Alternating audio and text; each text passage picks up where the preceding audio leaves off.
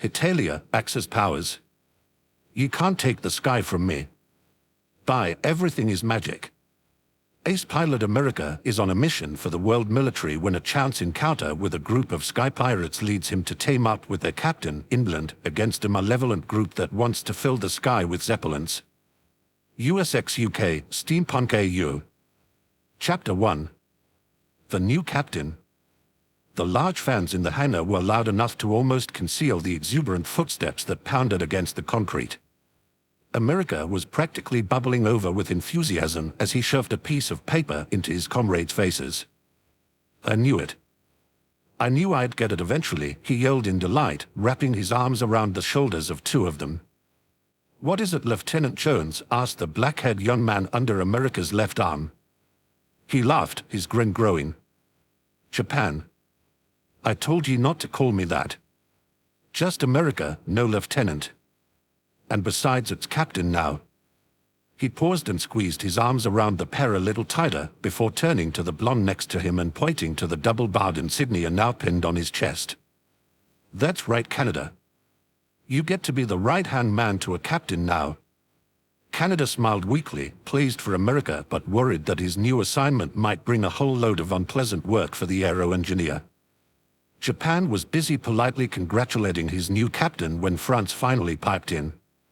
He was standing across from the trio, hands on his hips and bomber jacket slung over his shoulder. Congratulations, Ace Pilot.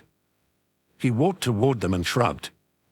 Although it would be nice if the aviation force awarded ranks based on more than just flight skill. America clenched his fist, wadding the paper up between his fingers, and removed his arms from the shoulders of Japan and Canada. Fuck off, France. You've seen my stats. You know how many missions I've led and my rate of success. I'm not just some rookie pilot who got lucky. He pointed his finger and beamed. I'm a hero. France sighed and shook his head. Fair enough. Congratulations. He placed his hand on America's chest and smirked. But being your subordinate doesn't mean I'm going to start asking permission for, you know. He spun his finger in a circle across America's shirt. The younger man slapped his hand away and cringed. Pervert. You've been my subordinate since you joined this unit, and I've never let you do that crap. Japan glanced to Canada and sighed. I think that nothing much is going to change here. Probably not. America had stopped arguing with France and was now perusing the hangar. It contained his plane, an Aeronaut 7300 produced by the Aquila branch of the worldwide military. Aquila was America's home continent, and every pilot, although not required, generally wanted a plane from their respective part of the world. Japan's prized plane came from Tsuru and France's came from the La Poule Peninsula in Habicht. The worldwide military was exactly that, a military encompassing all nations of the world who wished to be a part of it. It had been established a century before, and after years of struggle, had settled into a groove and proven to be quite an efficient idea. From Horenii in the south to Falki in the far north, the military's forces spread across the globe, dozens of independent governments, states, provinces, and continents working together for a common cause. America and Canada both heralded from Aquila, the continent that held the military base they were currently occupying. America's biplane was his pride and his joy, and he treated it as such. No one was allowed to touch it except for Canada, who worked in the hangar as a mechanic. He patted his plane on the nose, as if thanking it for helping him achieve his captainship, then turned back to the group. We've got a major from the He scratched his head and pulled a piece of paper out of his pocket, the Mid-Northern Passage coming. He's here to talk about a mission we'll be collaborating on next week. Japan nodded, sitting down at a table and resting his head on his hand. I'll do my best to make the mission a success. America sat down next to him, putting his hands behind his head and propping his legs up on the table. Heh. As if I have to worry about you not doing your best, Japan. He leered at France as the third member of the team joined them. It's him I'm all worried about. France is a good pilot, Japan pointed out. But he's so easily distracted. America rolled his eyes, pointedly getting revenge for France's earlier comments. If you know what I mean. Who doesn't? France quipped. Canada, who had slipped out a few minutes earlier, came rushing back into the hangar panting. The two officers are here now. He sat down himself. It wasn't protocol to let a mechanic sit in at a military meeting, and in fact America thought he might get in trouble for it if anyone found out. But it was Canada, and Canada was as much a part of their team as anyone else. He never told him to leave the table. As the two officers entered the hangar, America contemplated taking his feet off the table for a moment. He decided against it. "Hello," came the bright voice of the officer who was trailing behind. He was wide-eyed and vivacious, with reddish-brown hair and an enthusiastic smile. This was in direct contrast to the man walking in front of him at a brisk pace, his expression stoic. "Yo." America waved, leaning back in his chair so it tipped up off the ground. "You going to fall over?" Canada fretted. America ignored him. The two officers saluted and then sat down on America's request. He introduced them to his team and they returned the favor. "Major Germany Dash. And I'm Second Lieutenant Vargas, but you can just call me Veneziano," the other soldier interrupted, practically bouncing in his chair. My, aren't you exuberant?" France commented with a wink. Japan cleared his throat. "Next Wednesday we'll be collaborating on a reconnaissance mission on the MEV side of the mouth of the Mid-Northern Passage. We've received intelligence that the Cosmoda may be headquartered there," Germany explained. America blinked. "Now what exactly is the Cosmoda? Shouldn't a newly minted captain know such things?" France sighed. Germany frowned. "Actually, it's a fair question. The Cosmoda is an uprising on the Med continent, but we have little information on any specifics. Nothing on their leaders or their members, even. There have been attacks on sky pirate ships, and they travel in zeppelins. It's a huge mystery, hence the reconnaissance." He rested his elbows on the table. "Their slogan is My Vlastelani Neps, we own the sky. Since when did the military care about fights between sky pirates?" America inquired. "As long as they keep it amongst themselves, they can fight all they want, right? It's true that we rarely get involved in the affairs of sky pirates. What they do is hardly legal as is," Germany agreed. Japan's mouth formed a tight line. "But the world military lets a lot slide with them, since thieving is a matter best left to local law enforcement. The sky pirates are a dying breed. There's less than 10 substantial crews left in the world skies. Why would anyone even bother taking them out?" It was then that Veneziano piped up, his expression nervous. "My brother is part of the Newbury Pirates," he explained, wary of revealing this information to military personnel, "and he told me it's been merchant ships as well. Merchant ships blown out of the sky, and sky pirates have had to do a lot of the rescuing. Why have we not heard about this?" America kicked his feet back onto the ground. "That's something we should know. Military is trying to keep it secret because they don't want people to panic, I imagine," France reasoned. Germany nodded. "If people think it's just sky pirates under attack, the general public won't bat an eye. Pirate squabbles are just a part of the game." America slammed his hands on the table. "That's terrible. We can't let them continue to go after innocent merchant ships like that. This sounds like a reconnaissance job for a hero." The major leaned over to Canada, who had been hitherto quiet. "Is he always like this?" Canada just nodded. The mission was to begin at 6 o'clock military time the next Wednesday morning. Germany and Veneziano's unit would be covering the ground aspect of the mission, and America's unit would come in from the air. It was Friday evening and America had been given the duty of doing flyovers around the mouth of the Mid-Northern Passage. He was to fly across the Aegean Ocean and arrive in Med on Saturday afternoon. Canada had given his plane a thorough check before allowing him to be sent off, chiding America for how his reckless flying wore down the machine. "No one in the world has a more expensive plane than you, America, I swear." America, as usual, ignored Canada's complaints. He didn't care how much it cost to keep his plane alive and well. He loved the freedom of flying too much to fly safely, as Canada had asked. He put one of his many records in the miniature record player he'd had installed in the plane. The records were small, about 12 centimeters wide, and the needles sometimes jiggled in flight and caused them to skip. But it was a minor annoyance. When America was on a mission by himself, silence unnerved him. A few hours into the flight and about 20 loop-de-loop stunts later, America checked the fob watch he kept tied to his belt. The front glass was cracked, but the timepiece still worked. It was a few minutes after midnight. He nosedived and flew upwards at an insane speed, relishing in the thrill of it, then doing it again for good measure. His latest record ended, and he switched it out for another one.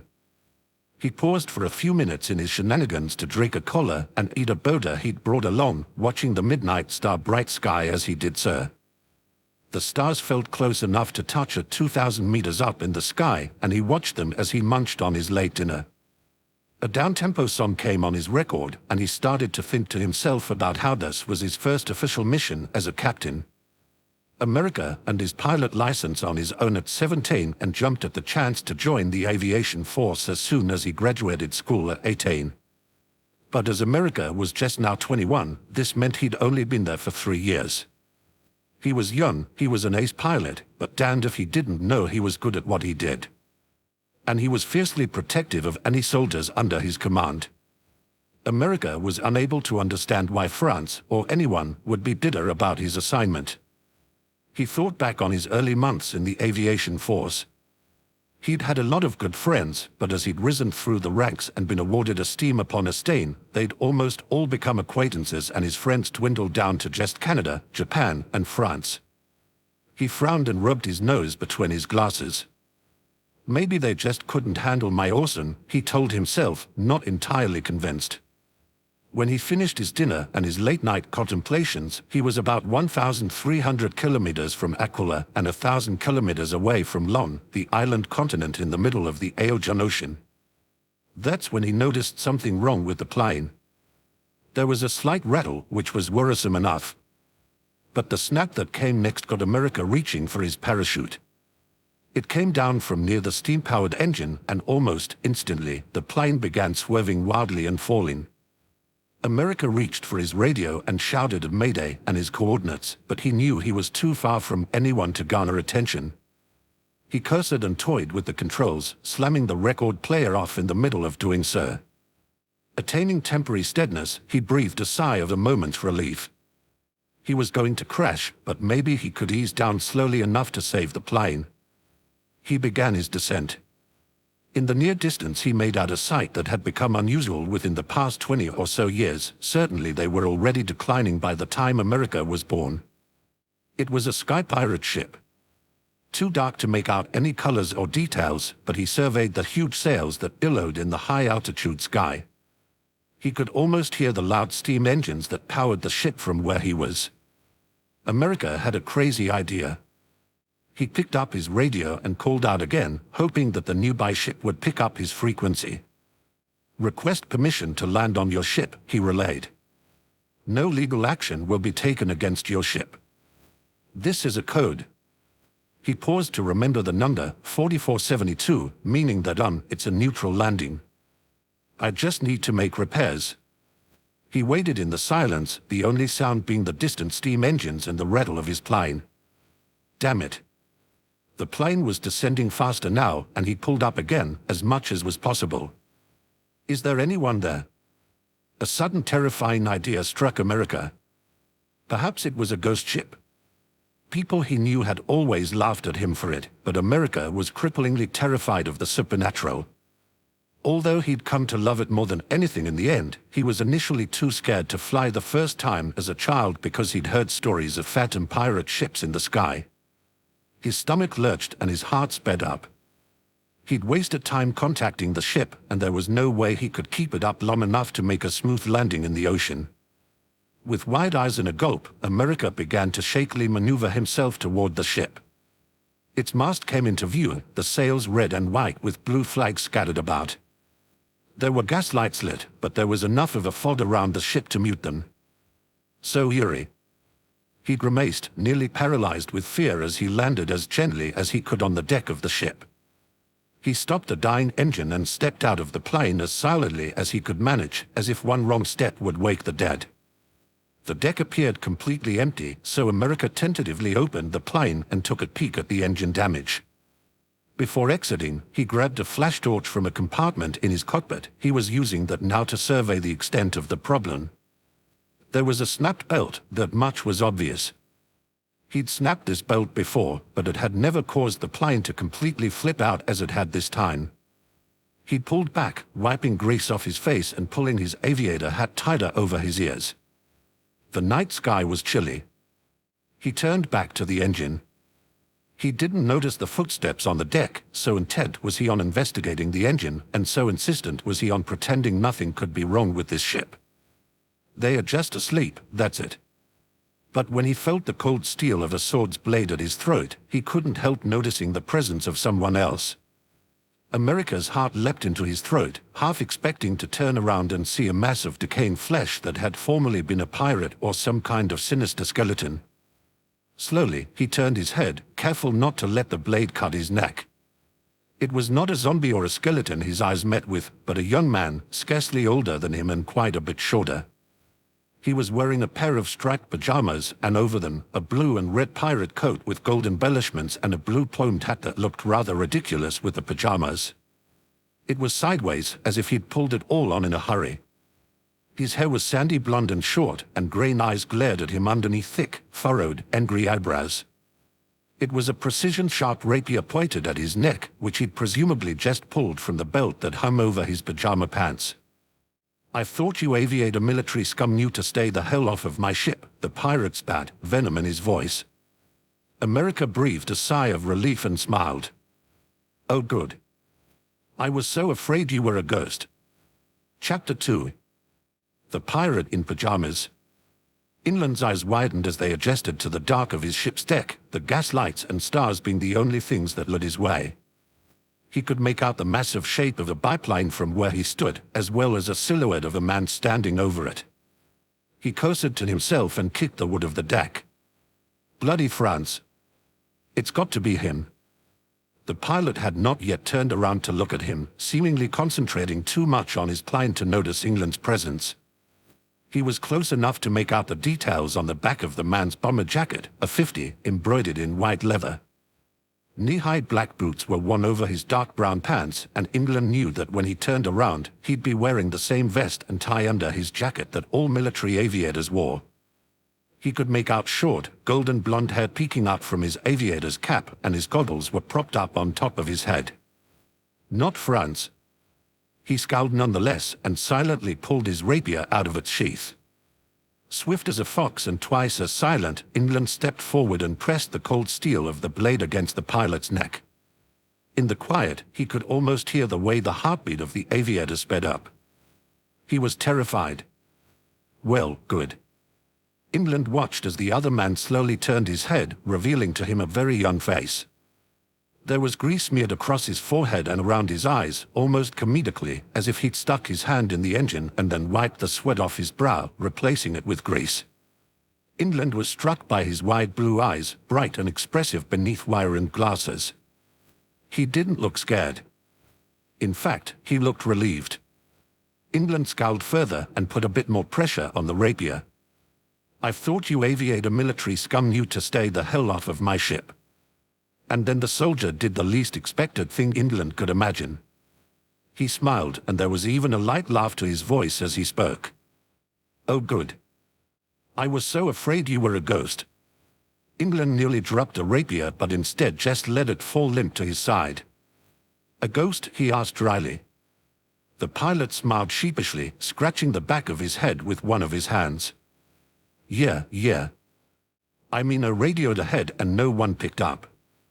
So I thought this was maybe the ghost ship, you know." He caught the flash of the double-bar insignia on his chest and rolled his eyes, wondering about the military standards these days. "You joking?" "A captain?" he asked skeptically. "Captain Jones of the 35th Unit of the Aquila Division of the World Aviation Force," he replied, infused. "Well, good for you. I don't call military by their titles. It's hardly worth the trouble to call them by their name." England rolled his eyes and stiffened his grip on the rapier. The aviator stomped his feet and pointed his finger at England. I'm a hero. Where do you get off acting like you're better than me? Because I am. The sky pirates who are left have remained independent to their own devices. We won't become puppets of the world military. That makes us better. He sheathed his sword and crossed his arms. Anyway, since you're too daft to realize it, I was asking your name. He blinked. Oh, America. It's America. England leaned up against a wood beam and smirked. Okay, America.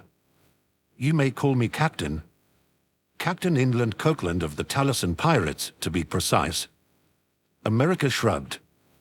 Okay, Captain Copeland of the Taliesin Pirates. His expression was what England might chance to call devious. Captain, you idiot, he snapped. America crossed his arms, leaning up against his plane. That's what I said. Do you want me to salute too? England slammed his hand against the bane. This is my ship. You call me by what I tell you, or I'll string you up and dash. A hero can never be below a pirate, America reasoned, as if it were the most obvious thing in the world. England stepped away from the beam and walked toward America. How heroic will you be when I throw your damned ass off this ship? He paused for effect. It's a very long way down. America leaned back further, his hands behind his head, against the cockpit. I have a parachute. Although I'd rather not lose my plane. Bollocks. If I throw you right now, there's no way you could grab your chute in time. America slipped his hand into the cockpit behind him and came out with the parachute. He waved it above his head. Throw me off and I'll take you with me. Happy landings for both of us. England gritted his teeth. The gas lanterns led America well, and he was infuriated to see that the young aviator looked not in the least bit intimidated by his threats. On the contrary, he looked amused. Why are you not at all scared? You're on the ship of one of the world's most illustrious sky pirate captains, and you're amused. Is your skull just too thick to comprehend the danger? America started laughing now. It's just so hard to take you seriously in pajamas and a crooked hat. Oh, and because heroes don't get scared. England's eyes widened, taken aback. His face flushed, and he shook his head, willing it to stop. You fucking moron. He ran toward America and pressed the younger man's hands against his plane, holding them there with all of his might. England was shorter than him and far slighter in figure, but his strength was nothing to scoff at. America winced, wondering if the pressure against his wrists would leave a bruise. For a moment he actually looked scared, but he regained his composure. What the hell, England? Captain, you aviator filth. He leaned up to his full stature and then pulled the pilot down to meet his gaze. The two were mere centimeters apart, and England's breath was hot against America's face. The heat combined with the chill of the night air was fogging up America's glasses, and the feather on his hat tickled his forehead. Now you are here, on my ship, the Victoria. I don't care how many honors or awards or shiny pins you've been given by the world military. It's my ship and you are under my command as long as you are on it. America gulped. Oh, England, he said his name intentionally, gaining an odd sort of enjoyment from riling him up. So pushy. England's cheeks reddened at America's tone of voice. Do all aviators have filthy minds like France or something, he muttered, more to himself than anyone else. He blinked and gestured with his hands as much as he could, considering they were penned. I didn't mean it that way at all, and hey wait, you know France Bonnefoy. England loosened his grip on America's wrists. What pirate doesn't know France? For better or worse, usually for worse. He's always popping up on ships or at ports, looking for booty, as he says. He turned slightly green at the thought. America cracked a grin and laughed. Ah ha ha, that so sounds like France. That bastard. He paused. But that does mean he's going on a lot of unscheduled flights. I might have to talk to him. I'm his commander after all. He thrust out his chest, showing off his shiny new rank. The pirate exhaled deeply and removed his hands from America, putting them on his hips. Wait, you're in charge of France. He nodded, and England almost felt sorry for him. He shook his head. That's enough about France. Why are you here anyway? He turned back to his plane's engine and held up the flash torch. Just need to fix my plane. Didn't really want it to crash into the ocean, so I landed it here. Like I said, I did send out a radio to you all. England scratched his head, leaning back against the wooden beam he'd used earlier. Bloody hell, pressure. He must have fallen asleep again. America blinked in confusion as England turned around, facing the door to below deck. Pressure, he bellowed, his voice reverberating in the open sky. It echoed back to him, and he shouted the name once again for good measure. A few moments later, the sound of a gunshot startled America. England seemed unfazed by it, and he also just let out an exasperated sigh at what followed. Pressure, you fucking moron, yelled a new voice. Another gunshot. England was about to head to where the ruckus was coming from when a blond and very angry-looking man skidded out onto the deck, rifle in one hand. With his other hand, he was dragging a white-haired man behind him by the scruff of his collar. Switzerland and Prussia, England introduced. Switzerland is my gunner, as is obvious. Captain, sir. Prussia fell asleep on watch again. The gunner gritted his teeth. Why the hell do you even bother with him? Because I'm awesome, quit Prussia. Switzerland gripped the other man's collar tighter. Great, now we've got two idiots up here proclaiming their greatness. England rubbed his forehead. This is Prussia. My first mate, regretfully. He was probably on the piss all night and fell asleep. How much did you drink anyway?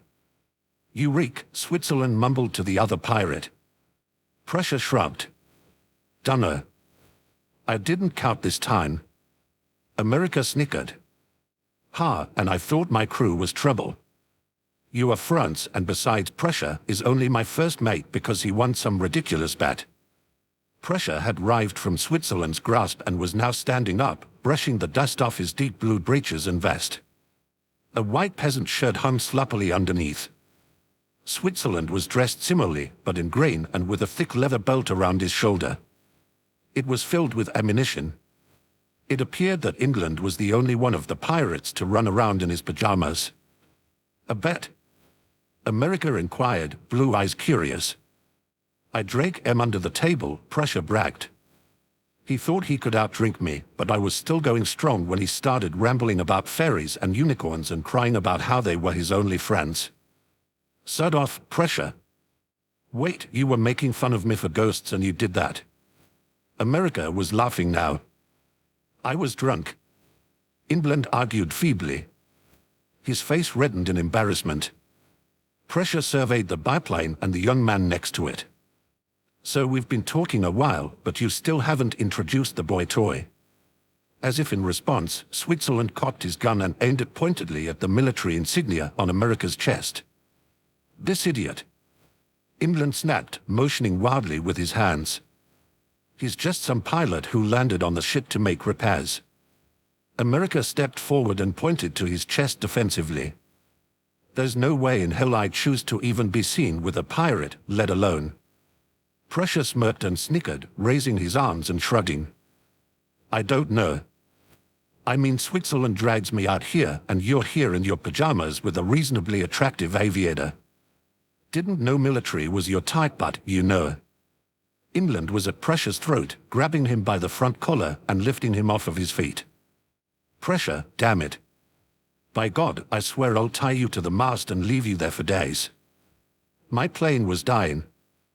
I needed to land it quickly, America reasoned. And I'm a captain, by the way, Captain Jones of the 35th Unit of the Aquila Division of the World Aviation Force. Prussia and Switzerland both looked unimpressed. Just America is fine there. England dropped Prussia rather unceremoniously and stepped between the gunner and first mate duo and the pilot. All right, that's enough. I'm bloody exhausted, and Sealand and Liechtenstein will wake up and never get back to sleep if we keep up this racket.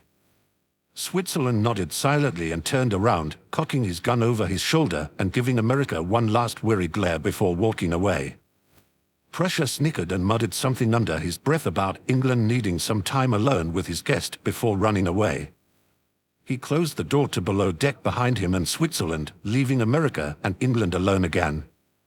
England cursed to himself and rubbed his forehead. "Your crew is completely incompetent," America stated, matter-of-factly. "Although I suppose that's good since you're pirates. Probably best you suck at it." The pirate captain gritted his teeth in attempt to contain his anger. Prussia is an imbecile, but he's a brilliant swordsman. Switzerland is another, but he's the best gunner I could hope for. Oh well, my team is competent and we are heroes, sir. America was leaning back against his plane again. England rolled his eyes. "You are absolutely insufferable, and by the way, you've got grease all over your face." America's eyes widened in realization, and he removed his glasses and wiped his face with his sleeve. "Now if you want to repair your plane, I'll let you. On 2 conditions. I don't make deals with pirates. Get stuffed." "Christ, it's nothing terrible," England grumbled. "The first condition is that you don't, under any circumstances, get us in trouble with the military or law enforcement once you leave. You leave and you don't tell anyone to come after us. Don't breathe a word about our whereabouts. You're not going to be doing any raids or stealing or anything tonight, are you?" America queried. England stomped his foot. "No, you knobend. We are not nicking anything tonight. We are almost 500 kilometers from even an island. I'm going to sleep." "Okay, fine then." Secondly, England held up 2 fingers. "You are to be gone by morning. I don't want to see military scum on my prized ship for any longer than I have to." "You're lost then, 'cause I'm pretty great." He dodged as England tried to kick him in the shin. "But fine. I'll be gone by morning." England nodded. "Good, I'll be glad to get rid of you. Night then." And before America could reply, he departed under deck with a wave. Sighing to himself, America turned on his flash torch and went back to work on his beloved plane. He had an extra of the belt he'd snapped, so he quickly outfitted the plane with a new one, then attempted to figure out what else had happened. He coughed as the steam entered his nostrils when he stuck his upper body deep within the machinery. His legs were hanging out the back, kicked slightly off the ground, which would have looked amusing enough to anyone who was watching him. He felt like he must have spent an hour down there, finagling with the machinery and the bits and bobs that made it all work.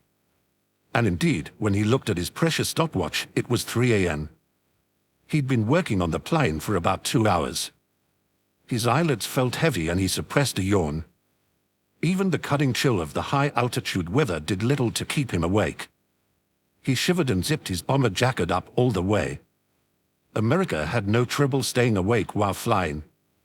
The thrill of it, a few bottles of his favorite caffeinated cola, and his records always kept him going.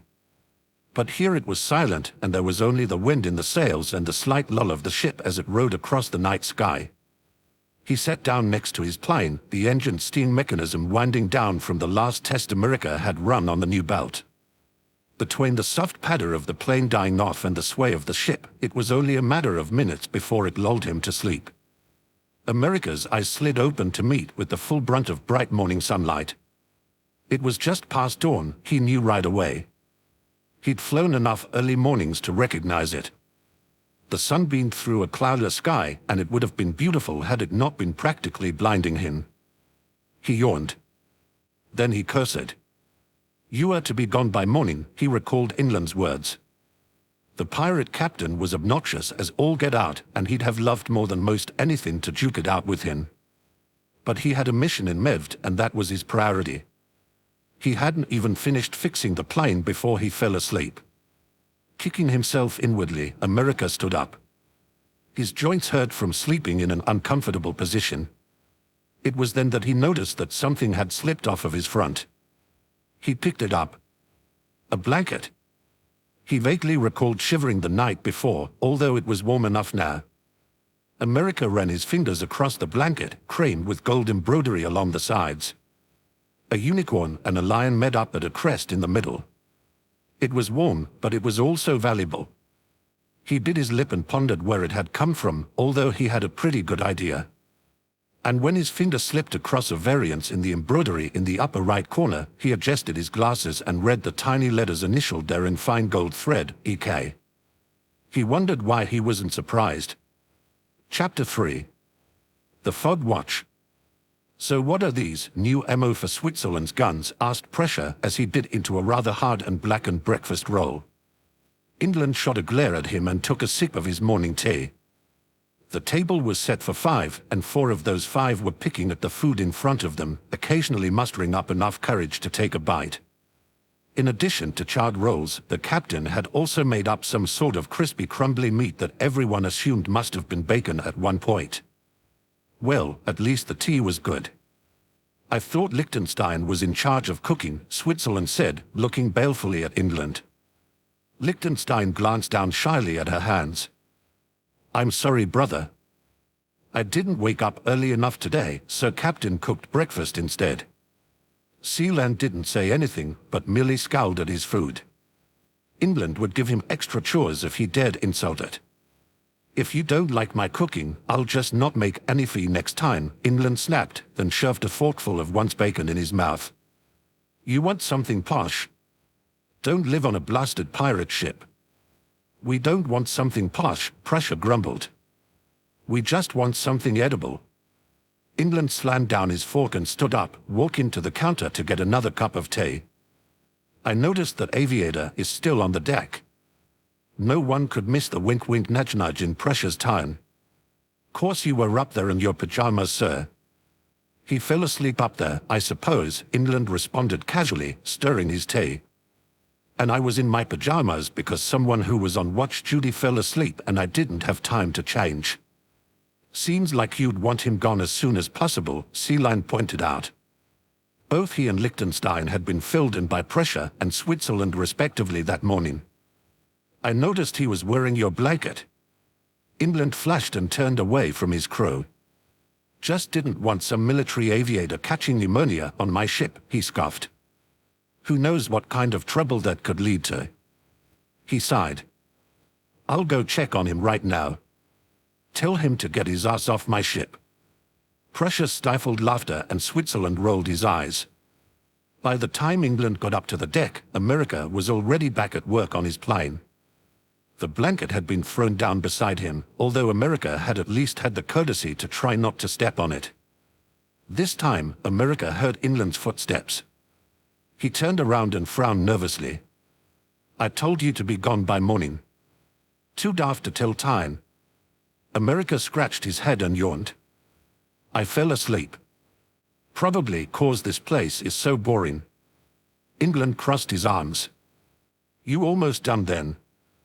"I've still half a mind to throw you over." "Well, you gave me that blanket, right?" "That doesn't seem an action from the kind of guy who wants to kill me." America shrugged. "Course you were a pirate, so maybe I'm wrong." England's face reddened and he reached down to snatch the blanket. That has nothing to do with anything." He clenched the fabric of the blanket in his hands. "I hate you. You come onto my ship in the middle of the night and just cause trouble and act arrogant as you like, as if you're sodding invincible. You military types are older. What do you have against military anyway?" America inquired. "Is it just that we are on the side of justice and you're a criminal?" England stomped forward. "Maybe someday you'll understand. You'll see that you're not a hero at all and it will pop that ridiculous ego of yours." America's eyes widened and he gaped for a moment, composure momentarily shaken. Then he shook his head and laughed. "Yeah, right, England. The world's not so black and white and, fucking hell, why am I even bothering with you?" he interrupted himself. There was an awkward silence between the two. England looked up toward the sky, watching the way the sails of his grand ship waved in the early morning breeze. He appeared to be utterly transfixed. America watched him, confusion in his expression. England had, as of so far, been full of empty threats. But even America was perceptive enough to tell that his anger and bitterness had been genuine. "This ship means a lot to you, doesn't it?" America finally broke the silence and asked. England was startled out of his reverie by his comment. He scowled and shoved a small paper bag toward America, not once making eye contact while he did so. "It's breakfast. Be gone in an hour." Then he walked away, leaving a bewildered America behind.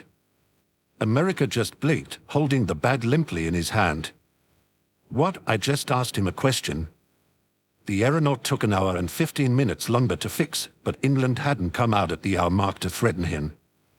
In fact, after he'd stormed off, he hadn't come out at all. It all left America in a sour mood. He wasn't able to complete his flyover, as he wouldn't even arrive in Medved until late that night now. In addition, he needed to have Canada look at his plane before he flew a long-distance trip again. Right now he was heading back to Aquila. He'd have to attempt to fly over again on Sunday. When he'd radioed ahead after leaving the Victoria, that had been the consensus. Then there was England. The pirate captain completely infuriated him. He was a pirate, which was irritating enough. But it was more than that. It was the way that he was friendly enough one minute and a total ass the next. It was the way he'd had the gall to question America's very morale. Mostly, it was the way that America found it so very difficult to hate him.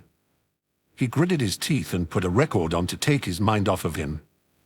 It was a few minutes later that America remembered the paper bag England had given him, supposedly filled with breakfast.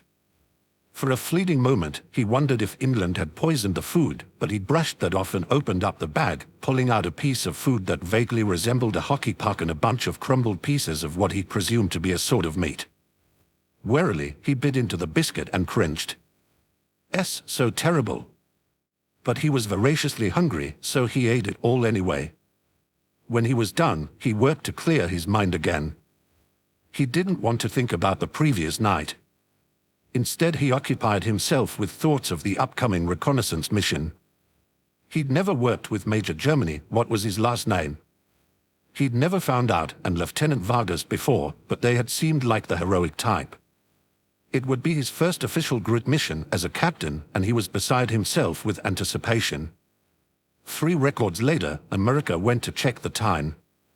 He told the base he'd radio ahead about half an hour before he was due to arrive, and just by looking at the time, he'd know how much longer he had left to fly.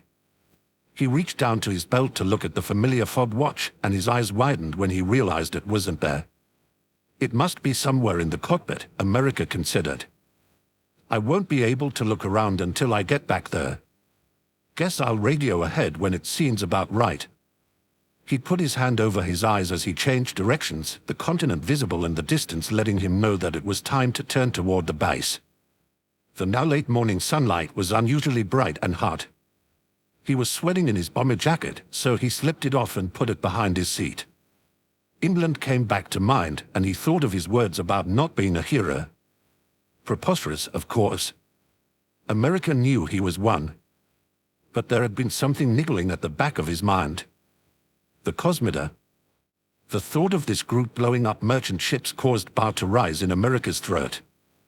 But apparently this knowledge wasn't something the military felt necessary to tell him, and he simply could not understand why, even with the reasoning Germany provided. It was only through Veneziano's outside connection that they found it out. And ironically, his connection was with a pirate. What else did he not know? America felt a headache coming on at it all. Even flying felt unpleasant to him right now, and he couldn't wait to get back to the base. Usually the heat wouldn't be a bother, but it, coupled with everything else, just frayed at his nose even more. He was a captain. He had work to do. He had people to save. He didn't have time to question. As he was arriving at the base later on, he had a sudden unpleasant thought. Did I leave my watch on England's ship? England had spent the last hour putting his crew to work. The ship was a mess, and he may have been a pirate, but he couldn't stand for things not to be neat. They had nothing to do and no plans for the day. It was to have been a lazy Saturday for the crew, and England had little doubt they'd been looking forward to it. But he was unquestionably irritated and irrevocably moody. He took that out on his crew, and they were put hard to work. Pressure was scrubbing the mast, Switzerland had been put in charge of cleaning the deck, and Sealand was hard at work in the kitchen. He'd let Liechtenstein off the hook. He could never quite bring himself to be forceful toward the young girl. She had volunteered to clean up the crew's quarters though, which he allowed her to do. The captain was not working. It wasn't that he refused to do any chores, it was just that he needed time to think. And that was the other reason he'd sent his crew off to clean house. They wouldn't bother him now. He was sitting on his bed, head in his hands. He rubbed his forehead with his fingers and sighed. His quarters were immaculately clean, and he generally forbade his crew from entering them, not that it stopped them, they still barged in uninvited quite often. He had nothing to hide, really. He just made it clear that when he was in his room, he wanted to be alone. The quarters were well decorated. Rich green and gold were the predominant shades, his bedspread and a few tapestries featuring them. The furniture was all done in red cherry wood. The embroidered blanket he'd loaned America was folded over the back of a wooden chair now. He'd made it himself a couple of years back. His crew made fun of his needlepoint hobby, but he enjoyed it and found it relaxing. England lifted his head and glanced over at the white and gold blanket, an expression of disdain crossing his features. Pressure was never going to let the incident with America go, and he knew it would be the brunt of jerks for months from now on. But that's not what was bugging him. America was. He wanted to smack that smug expression off of his face, so confident in the good of what he was doing in the military. How could one man be so stupid? But he was almost naive enough that England found it hard to muster the level of anger toward him that the world military generally brought out in him. He was so completely non-corrupt, so genuine in his convictions, that England almost felt pity for him. It was utterly frustrating. Hate would have been so much easier. He opened up his hand, which had hitherto been clenched around an object. England frowned as he ran his fingers over the object, a fob watch that he'd found on the deck after America had departed. It was his, he knew it. That bastard had left something behind, and England prayed to God that he would not come back to pick it up. This shit means a lot to you, doesn't it? The most non-malicious comment possible, and it had wholly ruined his day. He threw the watch over onto the chair, right below the lion and unicorn-crested blanket. England ignored the loud clunk of it smacking against the wood. He was about to leave the room, thinking that being out on the deck would clear his mind, when he heard his radio crackle. It was the captain's radio on a different frequency than the one America had contacted. Only a select few knew how to reach it, and they were almost all fellow pirates. It wasn't used often. He whipped around and ran over to his desk as a voice began to speak. England, are you there?" He recognized the voice immediately. Captain Carriedo of the Newbury Pirates, the closest ally the Taliesin pirates had. England quickly snatched up the radio. "Spain, what is it?" Spain's voice was usually light and filled with laughter. He was the most carefree pirate captain England had ever chanced upon. But right now he sounded panicked, and the lilt in his tone was gone. "We've just had a skirmish with a few zeppelins from the Cosmoda."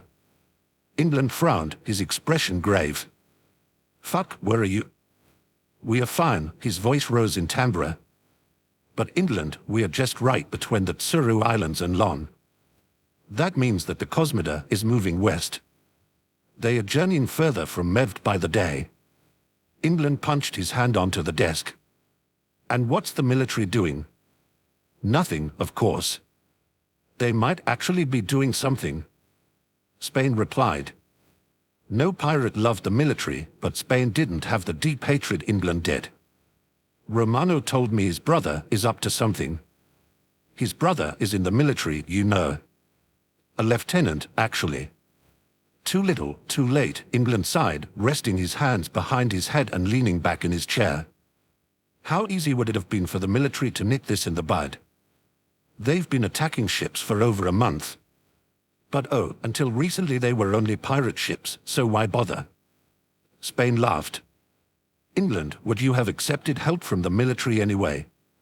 England's mind conjured up an image of America, smiling and leaning against his biplane as if his life were a constant crusade of goodness. "And no. Not on your life." "But really," Spain continued, the radio crackling between words, "we're okay." We had to do some minimal repairs and there's a few small injuries, but everyone's fine. We think we lost them too, so we'll be heading westward now. Maybe we'll run into you. England nodded, although Spain could not see it, of course. Right. Hope there's nothing else dodgy on the way for you. Spain, hurry the hell up here, commanded a new voice. Ah, Romano, I'm coming, he shouted back. Spain, England began. You be careful. The skies may no longer be ours if the Cosmoda succeeds. Spain laughed again. Our England. The skies were never ours. They belong to everyone. Hasta luego. And with that, he ended the radio transmission. America cursed to himself as he searched the cockpit for his missing fob watch. His fear had been realized. It was indeed nowhere to be found. He distinctly remembered looking at it on the ship, so that's the only other place it could have been. The watch was precious to him, his grandfather's watch and a family heirloom. His great-grandparents had given it to his grandfather before he'd been drafted into the world military half a century before. And America had been given it when he joined the military after high school. There was only one object America treasured more than the watch, and that was his plane. Well, at least I still have that, he said to himself, unconvinced. He sighed and rested his head against the side of the plane, then gently banged it against the metal 3 times. Damn it all. I'll take a detour when I do the flyover tomorrow, he murmured. America felt a taddle at the idea of seeing England again, but for his watch, he decided it was worth it. He could tune into the same frequency he'd used before and find them again. However, as he'd already screwed up one mission, he had to think of a good excuse if they realized he was taking a bit longer than usual to get to Mevd. He was contemplating what to say if he were asked when Canada walked in. America, I heard you screwed up your plane again, Canada said, exasperated. Honestly, you are terrible. Canada could have been America's twin. And in fact, they were cousins, close since birth. The two looked almost identical, except for America's hair being shorter than his. In personality, however, they couldn't have been more different. Canada, but that's why I have you. He smacked his cousin on the back. Canada winced. Geez, America. He gritted his teeth. Canada took a moment to survey America. He looked no worse for the wear and had put forward his usual enthusiastic attitude. But there was a little less bounce in his step, not as much of his usual unflappable attitude in even his very posture. There was also the fact that he had been banging his head against his plane when Canada had entered. No one knew America better than Canada, for better or for worse. Something wrong? America blinked in surprise. No. I'm fine. Canada looked him up and down again. Hey, where's your watch? Not since he'd been gifted with it upon joining the military had Canada seen America without that watch looped around his belt. America frowned. Yeah, that. He looked away, back at his plane. I could tell Canada what happened. Canada could cover for me. There's no way he'd turn it down, and who would suspect the mechanic? And America realized that he wanted to tell someone what had happened, even if he didn't go into all the gory detail and detailed personal reflection that had occurred on the plane ride home.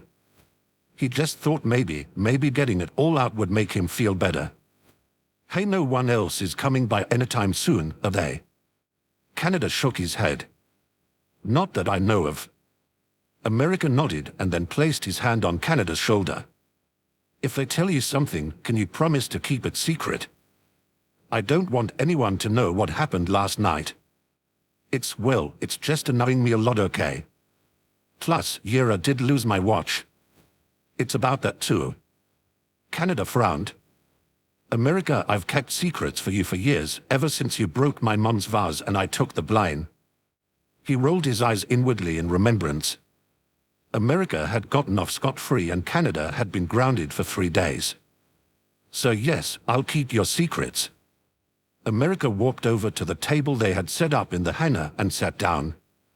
Canada followed. I have to go off course tomorrow on my flyover. It's my watch. I lost it, and well, I guess I should start off by telling you how. and Canada listened intently as America told him the story of his experience the night before and that morning. Of the Taliesin pirates and their captain, of England's harsh words, and of America's fledgling concerns about the Cosmida. Chapter 4. Deals and Promises. Lithuania's palms were sweaty, and he twisted them together as he walked down the ship's outside corridor. The Krakus was a small old merchant skyship, and it creaked with every breeze that whipped against its flanks and sails.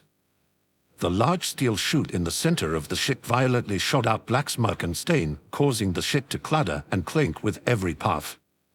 But it wasn't the dodgy old ship that Lithuania was perspiring in anxiety about, it was the visit he was about to make to the merchant that owned the ship. Poland was Lithuania's oldest and dearest friend. Always supportive, always there, ever since childhood. But Lithuania was the one who had been recruited by the Cosmida, forced into his role amongst the Zeppelin fleet after being led there by a litany of false promises. He hadn't seen Poland since. It hadn't been difficult to convince Russia to dock his Zeppelin next to the Krakus for supplies. Lithuania assured him of Poland's reputation of neutrality, and Russia arranged a meeting with the merchant. He would let them purchase supplies without asking questions. And he was out of vodka right now, which Poland had for sale in spades. An honest tradesman is so hard to find, Russia had set upon agreeing to Lithuania's suggestion. He knew that honest tradesman meant two completely different things to them. To Russia it was someone who would keep his dirty secrets if they chanced upon them. Poland wouldn't actually keep the Cosmida's secrets, and that was the point. Russia trusted Lithuania more than anyone else, if what they had could be called trust.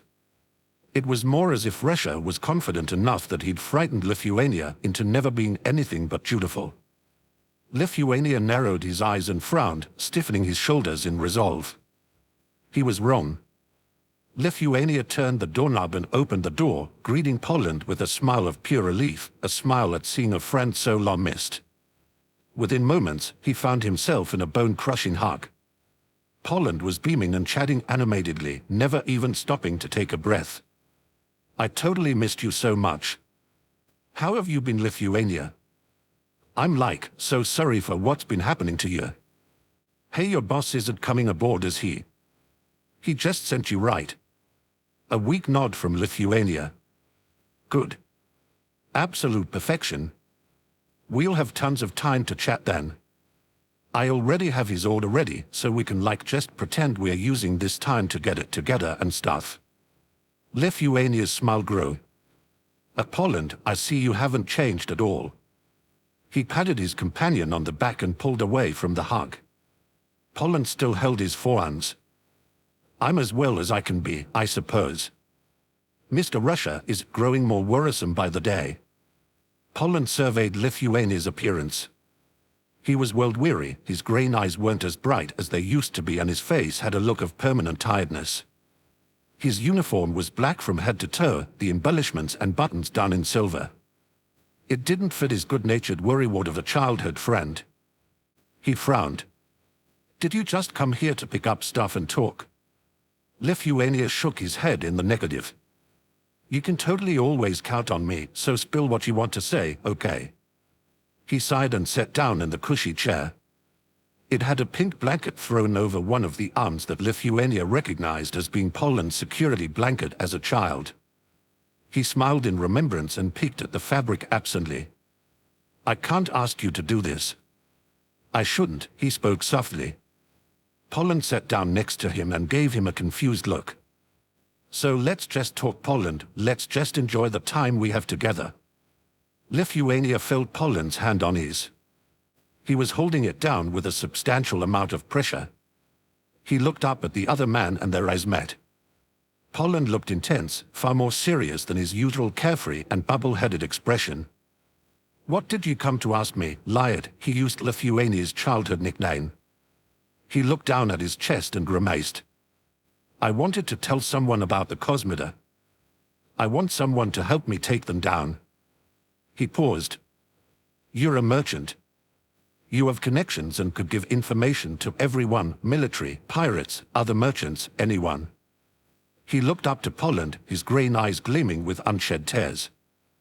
I'm willing to risk my life for this, but I don't want to ask you to do the same. He shook his head fiercely. I shouldn't have set this meeting up. I didn't think it through. Poland pushed himself out of his chair and stood up, standing over the other man. He took his head in his hands and leaned down, planting a kiss on Lithuania's forehead. Lithuania's face glowed scarlet, and Poland smiled at him as he pulled away, kneeling down in front of the chair and moving his hands to his shoulders. The Cosmoda is completely dangerous to all of us. If we don't work against Russia like now, we'll run out of time. Tell me all of the juicy important stuff. I'll have it spread around the world like hot gossip in no time, and I promise I'll do it in a way that no one will suspect you. Lithuania bit his lip and nodded, twiddling his fingers in his lap. Thank you. The crew of the Victoria could not escape England's continuing foul mood, which bled into the next day, Sunday, as well. The chores continued, and at one point Prussia actually did end up tied to the mast. This lightened everyone's moods considerably, everyone's but Prussia's, of course. The only other upside of the day was that Liechtenstein was back to cooking. They were all relieved that England didn't consider his food a punishment, because then they might still be eating it. In between barking orders and finding amusement in Prussia's plight, England was sketching out their plans for a raid they were planning above the Desenbolt Islands. The skied-up mansion was empty this time of year as it was a summer home. Not the most exciting of robberies, but England knew it would be easy, and the crew was running low on supplies. This would give them enough income in gold and valuables for months, and that was crucial. He had been keeping the actual piracy to a minimum since the Cosmoda had made their existence known. No pirate wanted to be noticed at current, no one wanted to draw their attention. He was leaning over his drafting table, quill in hand, when he heard a sound he was hoping he would never have to hear again, a sound that filled him with discomfort and uncertainty. It was the steam engine of an aeronaut, 7300. No fucking way. England stormed up onto the deck, snatching the fog watch along the way. America was stepping out of his plane when England got up to the deck. His expression was different than when they'd first made eye contact. Now a look of anxiety spread across his countenance, and he didn't quite strut about in the same obnoxious manner he had before. What's his problem? Before America or England could speak, Prussia's voice piped up from his place tied to the mast. Oh wow. Oh well, England. How do you explain this one? Return visit. He bringing you flowers. Belt up, Prussia. England shouted, his cheeks burning red. Christ almighty. That's TWO more hours on the mast for you. America's face broke into a smile. You put your crew in timeout.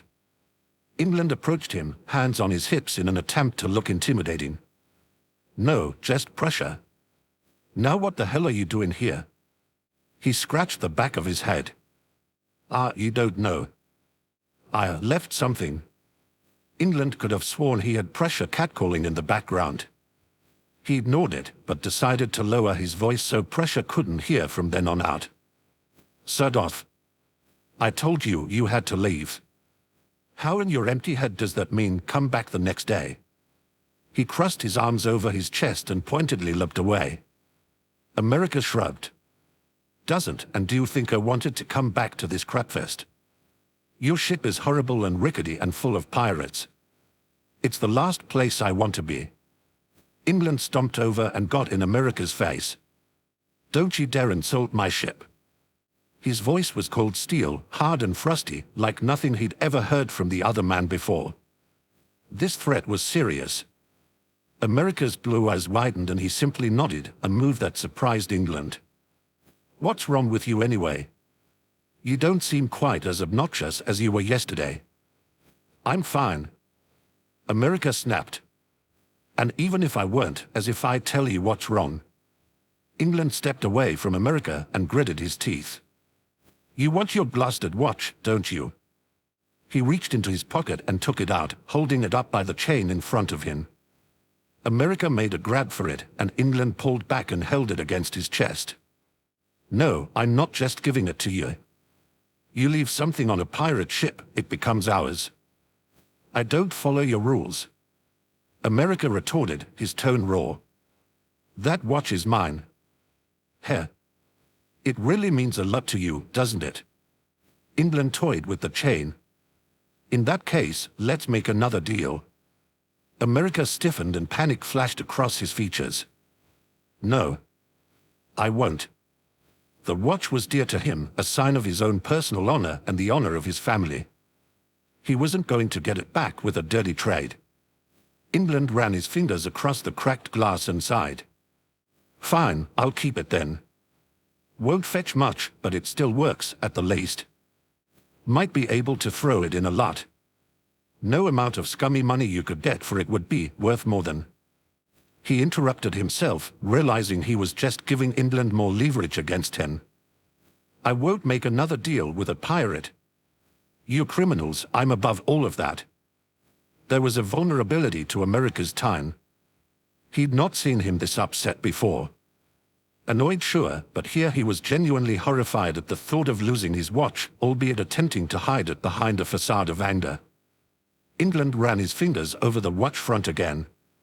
It was a good watch in its time, but it had lost its luster over the years, and the cracked glass would make it difficult to sell for even a few shillings. It wasn't old enough to be considered a valuable antique. Its sentimental value was obviously far greater. I won't make you do anything unheroic, he emphasized the last word in a manner of mocking. Do you think I'm going to ask you to help us nick something or what? I wouldn't trust you with the smallest of treasures, you idiot. I won. Shut up. This is from captain to captain, all right.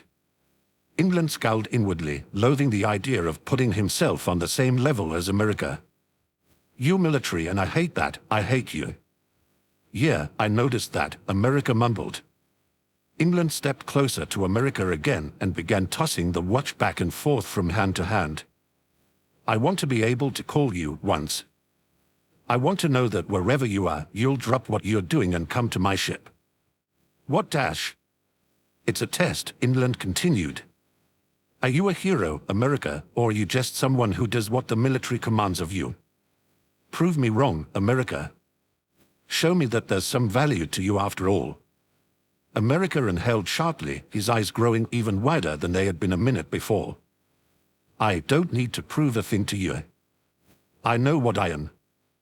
There was a shake to his voice, an obvious betrayal to his confidence. Do you? America shut his eyes and shook his head, then smacked his palm on top of his plane. Fuck you, England. Where do you get off complaining about what I do when you're a pirate for a living? England smirked. Oh. Well, I never claimed to be a hero, did I? America punched him, his fist slamming straight into his cheek. England cursed loudly, reeling backwards from the blow and taking a moment to regain his balance. He wiped blood from the corner of his lips, where he'd bitten the side of his mouth, then rubbed his cheek, where a purple bruise would surely be blooming soon. Blimey.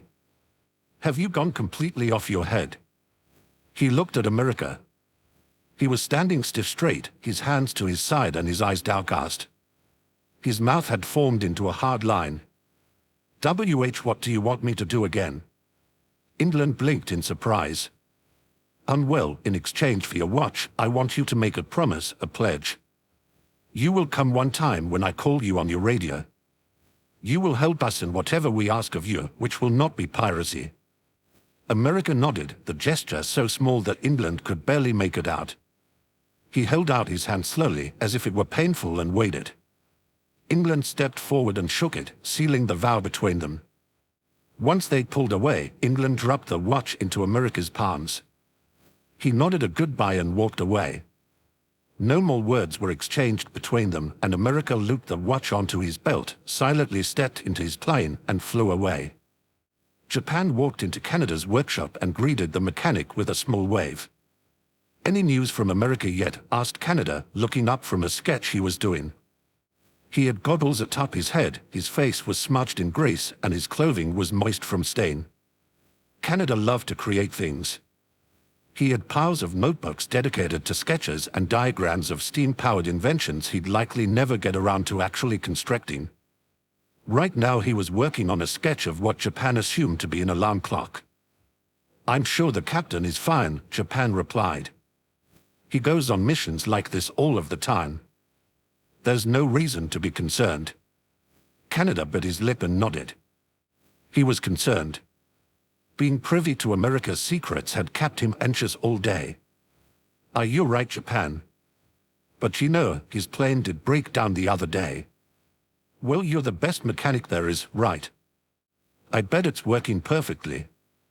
He should be arriving in Med soon, and he'll radio us. He always does.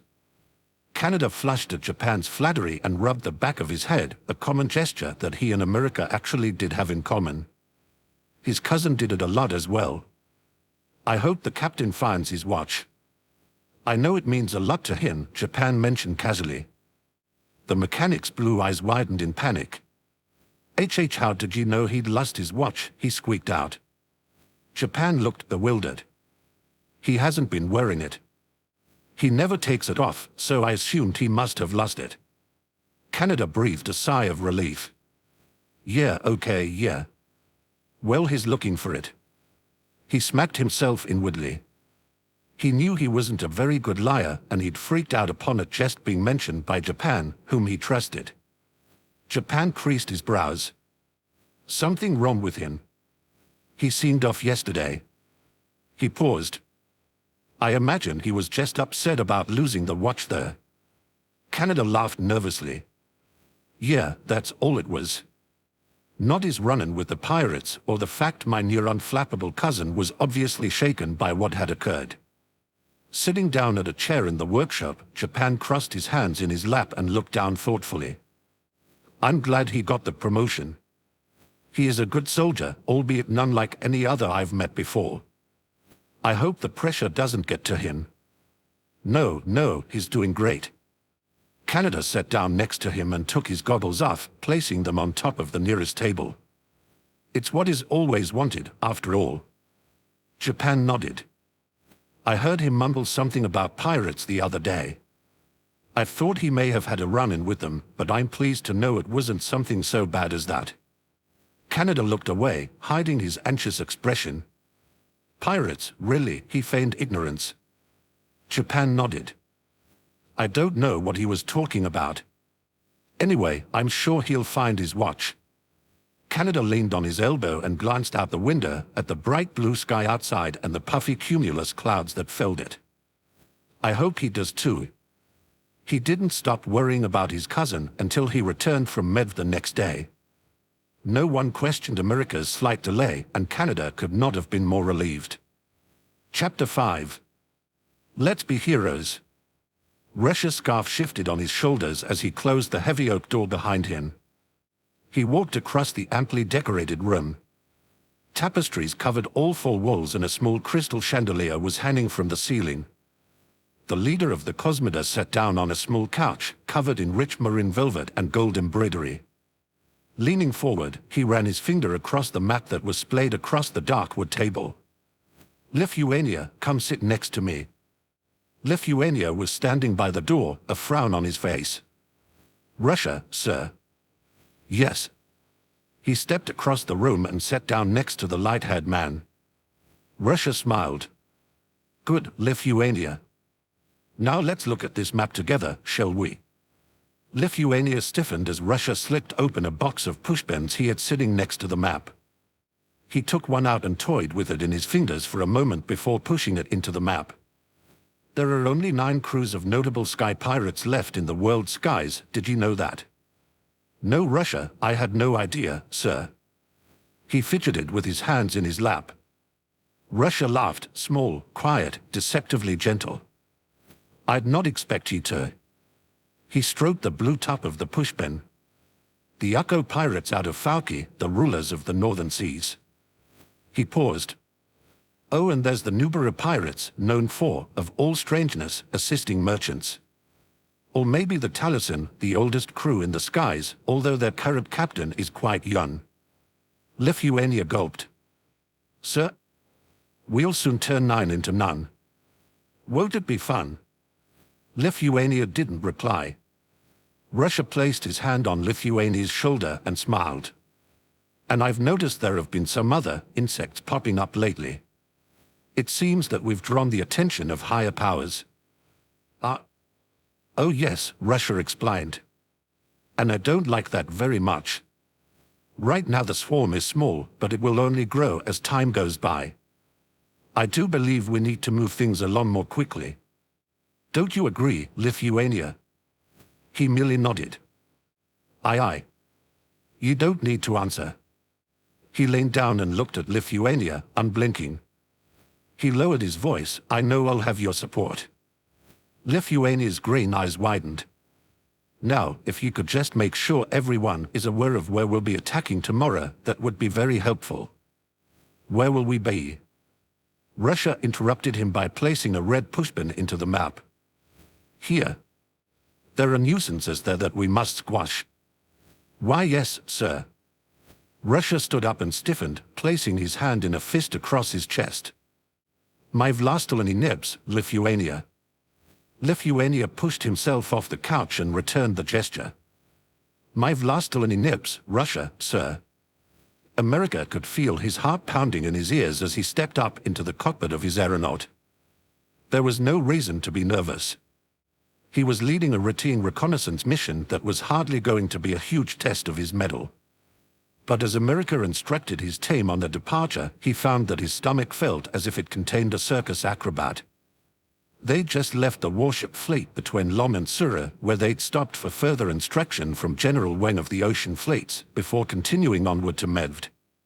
China's warship army was formidable, and America found himself fighting a deep admiration for the leadership skills the general must have needed to keep a handle on his fleet. It only succeeded in making him more nervous. He wasn't a general, but he still had more responsibility than he ever had before. Within minutes the trio of aviators had departed from the fleet. America looked back on it, watching the steam puff from the pits in the center platforms. He watched the rows that lined the side of the ships, pushing the wooden and metal behemoths forward. It wasn't people pushing those boats forward, but complex gears and machinery. It was the only fleet left of its kind in the world. The long branch of the military's attempt to update it to modern age had been mostly unsuccessful. It never caught on anywhere but Lom itself, and even there a gradual shift toward newer ships and submarines had been occurring in recent years. The ships were just another ancient machine that would someday be lost to the industrial age they'd entered over a century before. He looked away from the fleet and his mind wandered, albeit unwittingly, to something else that might soon be a relic of the past. The sky pirates are a dying breed. There's less than 10 substantial crews left in the world's skies. America gritted his teeth and his fingers found the fob watch that hum at his belt. He thought of the promise he'd eventually have to fulfill and how he dreaded whatever it would end up being. He thought of England's obnoxious face as he coerced him into the deal, manipulating his own emotions against him. At least that's how he saw it. He thought of how ever since England had spat those words about him not being a hero, he'd felt a little less confident in who he was. Well fucking good, he mumbled to himself. The fewer, the better. He pounded his fist on the dashboard and shook his head to clear it, then cleared his throat. All right, everyone. We are over halfway there. Japan, you'll enter from the west. He had to pause to look at a piece of paper he'd scribbled down notes on. France, you'll be coming from the east. I'll be entering from the center. The backup. France spat over the radio. He is the captain, France, Japan countered, the crackling of the radio making it difficult to hear his soft voice. Speak up, Japan. America yelled. And yes, I am the captain and the hero, so shove it, France. This isn't a combat mission. You're not the backup. You just going to be covering a different area, geese. OUI, OUI. When do we contact the major and lieutenant? As soon as we see land. At that point, we'll head different directions. Both Japan and France replied in the affirmative, verifying his command. Their flight continued, the silence only broken by France making lead comments. Oh, you should have been there when we stopped on that island and ran off with that girl we met, Seychelles. She was. Shut up, France. We'll have to visit La Pole sometime. We are far less inhibited there. Why, wearing your clothes is considered a faux pas. That's such bullshit. Your fly is unzipped, America. What? Wait, you can't even see me. This was all laid over with intermittent sighs of exasperation from Japan. It was a routine. France and America couldn't go on a flight without France volubly snarking at him over the radio in attempt to rile him up. He waited until France had been quiet for several minutes before speaking. America, came Japan's voice over the radio, louder now, as had been requested. Good luck on your first mission, Captain. Thanks, Japan. Maybe he could get through this after all. Germany frowned as he ran his glove over the large steel door. Veneziano, we might need some explosives. He glanced back to his partner, who was peeking up the top of the tank they'd arrived in. Coming, Germany, he replied. He slipped into the tank and emerged a few moments later, several sticks of dynamite in hand. He bounded over to Germany and handed him the explosives. Good, Veneziano. Now make sure your crank radio is working and we can contact America's unit with it. I've already tested MI. Veneziano opened the door. What? Ha ha, Germany. He smiled. You didn't try turning the latch. Germany blanched and walked back over to the tank, putting the explosives away. It's very possibly a secret base. I just assumed the door would be. Oh, never mind. Could you test your crank radio? Veneziano nodded and reached down to his side, connecting the wire to the frequency America's unit was on and turning the crank to power the system. Hello. Lieutenant Vargas here. Is it working? There was a crackle before the reply. Yeah, we are here. Captain Jones. Sergeant Honda. Private Bonifoy. Now that we are all synced up, we'll be entering the base, Germany explained, now standing back at the door. You are to land at the coordinates provided if we radio you the code we discussed. Right, right. America replied. We'll be all here. We come to save the day right when you need us. Well, you make it sound so fun. Veneziano exclaimed. Let's be heroes.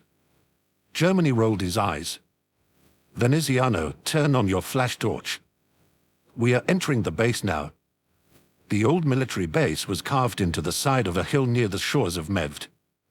Even from where they stood, about half a kilometer inland, they could hear the crash of the waves against the shore. The base was entirely underground and had been state-of-the-art at the time. But over 30 years before, it had been abandoned. It was only when they received intelligence that there had been activity at it recently that the world military remembered it again. The pair shone their flash torches into the base and stepped inside. It reeked of salt water and mildew, and Veneziano scrunched his nose up in disgust.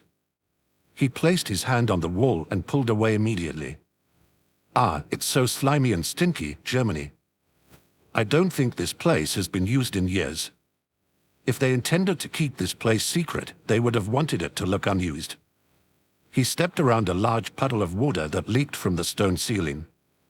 Captain Jones, can you tell us how to get to the main chambers? The sound of parchment rumpling echoed over the radio. Damn, this map is old. Could have gotten us a new one. He paused. 3 turns to the left, then walk straight for a while. Then you'll come across a fork. Go right and you'll run right into it. Germany and Veneziano continued down into the base, their flash torches the only thing allowing them to see in the pitch dark. After a few minutes of walking and 2 left turns, Veneziano screeched in pain. Germany turned around, quick as a flash, and was next to his partner. Ow, it hurts. What happened? I touched the wall over there and then my foot landed in this pit and my ankle hurts. Germany lowered his flash torch. It must be a booby trap. Ah, I should have been more careful. It's not a booby trap. Germany frowned. It's just a dent in the ground. He grabbed Veneziano below his arms and pulled him away from the hole. Can you walk? Veneziano wiggled his toes in his boot. I think I'm fine. Sorry for worrying you, Germany. He flushed. IIT's no problem, Veneziano. They pushed forward again, taking one more left as America had instructed them before coming to the aforementioned fork. Everything all right down there, Major? Yes, Captain. We should be almost there. You haven't come across anything yet, came Japan's voice over the radio. Just lots of gross slime and mud and stinky water, complained Veneziano. Haha, that actually sounds pretty cool. It's really boring up here right now, replied America. I could always entertain you with some stories again, Franz quipped. Oh fuck off, France. Germany sighed deeply and shook his head. I believe the entrance to the main chambers is just ahead. I can see it. Awesome. Let us know what you find. Of course. Veneziano, come on. Veneziano scampered behind Germany as he pushed open the large door. It was dark as pitch on the inside, the flash torches providing only minimal light in such a large room. Veneziano commented on how scary it was and grabbed Germany's arm, squeezing it with all of his might. Probably used for training exercises. He noticed racks on the wall that were made for holding guns and blades and continued surveying the room.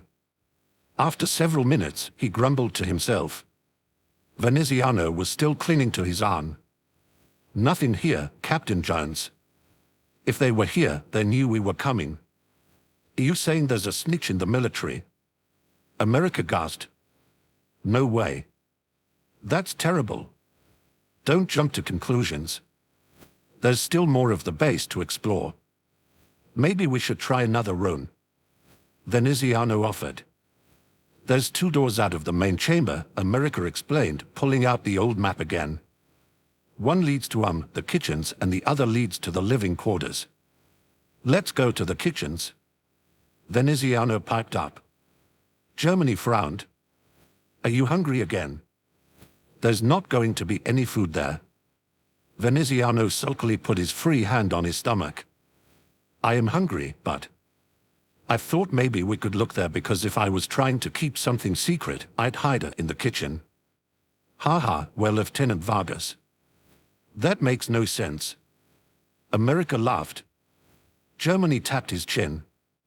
Ham indeed. Let's go to the kitchens. Captain Jones, which door is it? Oh, what? It's the left one, but Veneziano likely meant it in a completely nonsensical manner, but if the Cosmoda is trying to be secretive, no one is going to suspect that they are hiding evidence in the kitchens. It's a good hiding place. Veneziano grinned and bounced on his toes. I had a good idea, Germany. Yes, it was very good. He glanced down to the soldier hanging on his arm and smiled lightly. The pair sauntered across the room and down the hall into the kitchen, which was far more unpleasant than any room they'd entered yet. Rusty pots and pans hung on walls, and distilled water dripped from the ceiling into mildew-covered basins that had once been sinks. Germany raised his flash torch and shone it all over the kitchens, and Veneziano followed suit. Not really finding anything, he remarked into the radio. I think this is a cold trail. The Cosmoda is cleverer than this. Damn it, America cursed. Ahhhhhhhh, yelped Veneziano from across the room. Germany ran over to him and gasped. He'd pushed himself against one of the walls and it had moved. I found a secret chamber, Germany. Indeed you did. He shoved the wall aside more and squeezed inside, Veneziano following. The flash torch immediately shone upon a pair of shackles on the wall. Ah, a prison cell. This is something. Anything in there? Nothing that I can say. Wait a moment. Veneziano flash torch had just hit the far left wall, where a chilling message greeted Germany's eyes, written in what looked like black coal. By the time you see this, it is already too late. The skies are theirs. Veneziano trembled. Scary. What does it mean, Germany? Germany frowned. I don't know. He read the message over the radio to the pilots. We own the sky, America recalled. Who knows how long they've been working underground? Franz commented. Who knows how far their plans are advanced? Either they never used this base and we were sent here on a false lead, or they've used it and cleared out long before we arrived, Germany reasoned. They must be many steps ahead of us, Japan sighed. Maybe that's what the message means. Veneziano cut in. If we've found out about them, that means... It means that they are more than ready for us, America finished, his voice grin. They searched the rest of the base to no avail, and Germany and Veneziano said their goodbyes to America's team and thanked them for their help. They'd relay the message in the cell to their superiors, but they'd have nothing else to tell them. The aviators did one last flyover of their respective areas, refueled at a nearby station, and began heading home. The reconnaissance mission was a failure, although at least not due to anyone's ineptitude. America smacked his fist on the dashboard of his plane and cursed. "Man, how badly has this week sucked," he whined. "My first week as a captain should have been the most awesome week ever, but..." Franz chortled. "America, your radio is on. Damn it. If you'd like, I can greatly improve your week when we get..." "I am not in the mood, Franz. I'm quite good at providing the mood. I have a headache, so can we not do this?" Japan asked politely. Gladly, America replied. "In fact, I'm going to turn my records on and take my headset off. You guys can let me know if you need anything." "Actually need anything, Franz?" America flew faster than the other two pilots, and he soon lost sight of them as he soared through the late morning skies. He flew for hours, his sour mood lightening as the steam power carried his plane through bright clouds and pleasant weather. The sky really was beautiful, and damned if he was going to let someone take that from the world. His fist clenched as he thought of the Cosmoda and their quest, if what their slogan said was true. He wanted to put a face with the name, but as of right now, it was just a silhouette, or many silhouettes. He had no idea who they were, but he wanted them gone from his life just the same. He didn't stop in Lom. France and Japan did, and he'd originally planned to himself. However, he was content in his plane and didn't wish to come down to the ground yet. He radioed to tell them he was continuing and flew over the island continent. By the time he reached the ocean on the other side, it was early evening. The purple and pink melded with the orange in a stunning sunset, and America leaned back in his cockpit to appreciate it. His radio crackled. America swiftly picked it up. "Hello. America, America, are you there?" He recognized the voice immediately. Even just saying his name, the accent was a dead giveaway. "England. What the hell?" America gritted his teeth and scowled. "Why are you radioing me? I could get into true." "Idiot.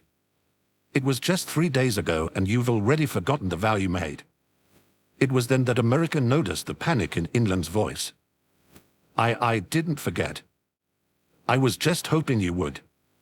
He thought he had cannon fire on the other end of the radio. "Where are you?" "About 175 kilometers northwest of Lon," he replied.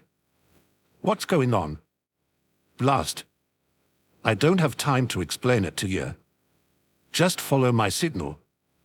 No one else can trace it, trust me," England said in a rush.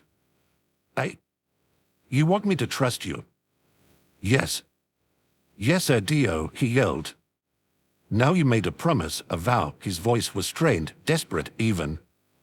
"I don't know how much you can help, but you've got to do it." America's eyes widened. What's going on?" he asked again. "You'll see when you get here. Just fly as fast as you can. I'm begging you." England's tone grew more impassioned. "Desperate enough to beg someone from the military?" America quipped. "It's not like THA." America stroked his watch. A pirate was a pirate, and it made his stomach churn to make a deal with one. But he had shaken on it, and it appeared that England was now in danger. His mind flitted through all of the things he utterly could not stand about the pirate captain, and the list was long. But despite that, his mind conjured up England's pouting face when he'd been embarrassed and the contented way he'd watched his ship's sails fly in the wind. America did not want him to suffer in any way. And it was that realization that confused America most. "I'll be right there, England." Chapter 6. Skeleton Fleet of the Sky. America had never seen anything like it in his entire life. There were flames, hot and huge, filling the blue sky with crimson and orange and thick smoke. There were massive, white dirigibles, which America knew to be zeppelins. 3 of them circled the scene, each formidably firing weapons from the open gondola suspended underneath their immense forms. He made out black lettering on their flanks, recognizing it as Cyrillic text, although he hadn't the slightest how to read it. K Cosmida. And beyond the zeppelins and beyond a cloud cover that threatened to obstruct his view further was a more disturbing melee. A ship falling from the sky. The wood was splintering and falling off in enormous chunks, and the grand sails were aflame. He could no longer even make out their colors. In the distance, he saw a man tumble off the deck and down to the sea. There was no way he could survive that fall. And he realized it could have been someone he knew, Switzerland, the perpetually irritated gunner, or perhaps it was Prussia, the lively and snarky swordsman. Or England. It could have been England. England. America shouted, his voice catching in his throat. His voice reverberated through the small cockpit, and he pressed his head into his hands. He breathed deeply, continuously, panicked. Lifting his head, his blue eyes widened and they darted about wildly, surveying the scene. England. Was he too late? He cringed at the thought. The zeppelins were pale white, with black gondolas and rudders, like a skeleton fleet reaping throughout the sky.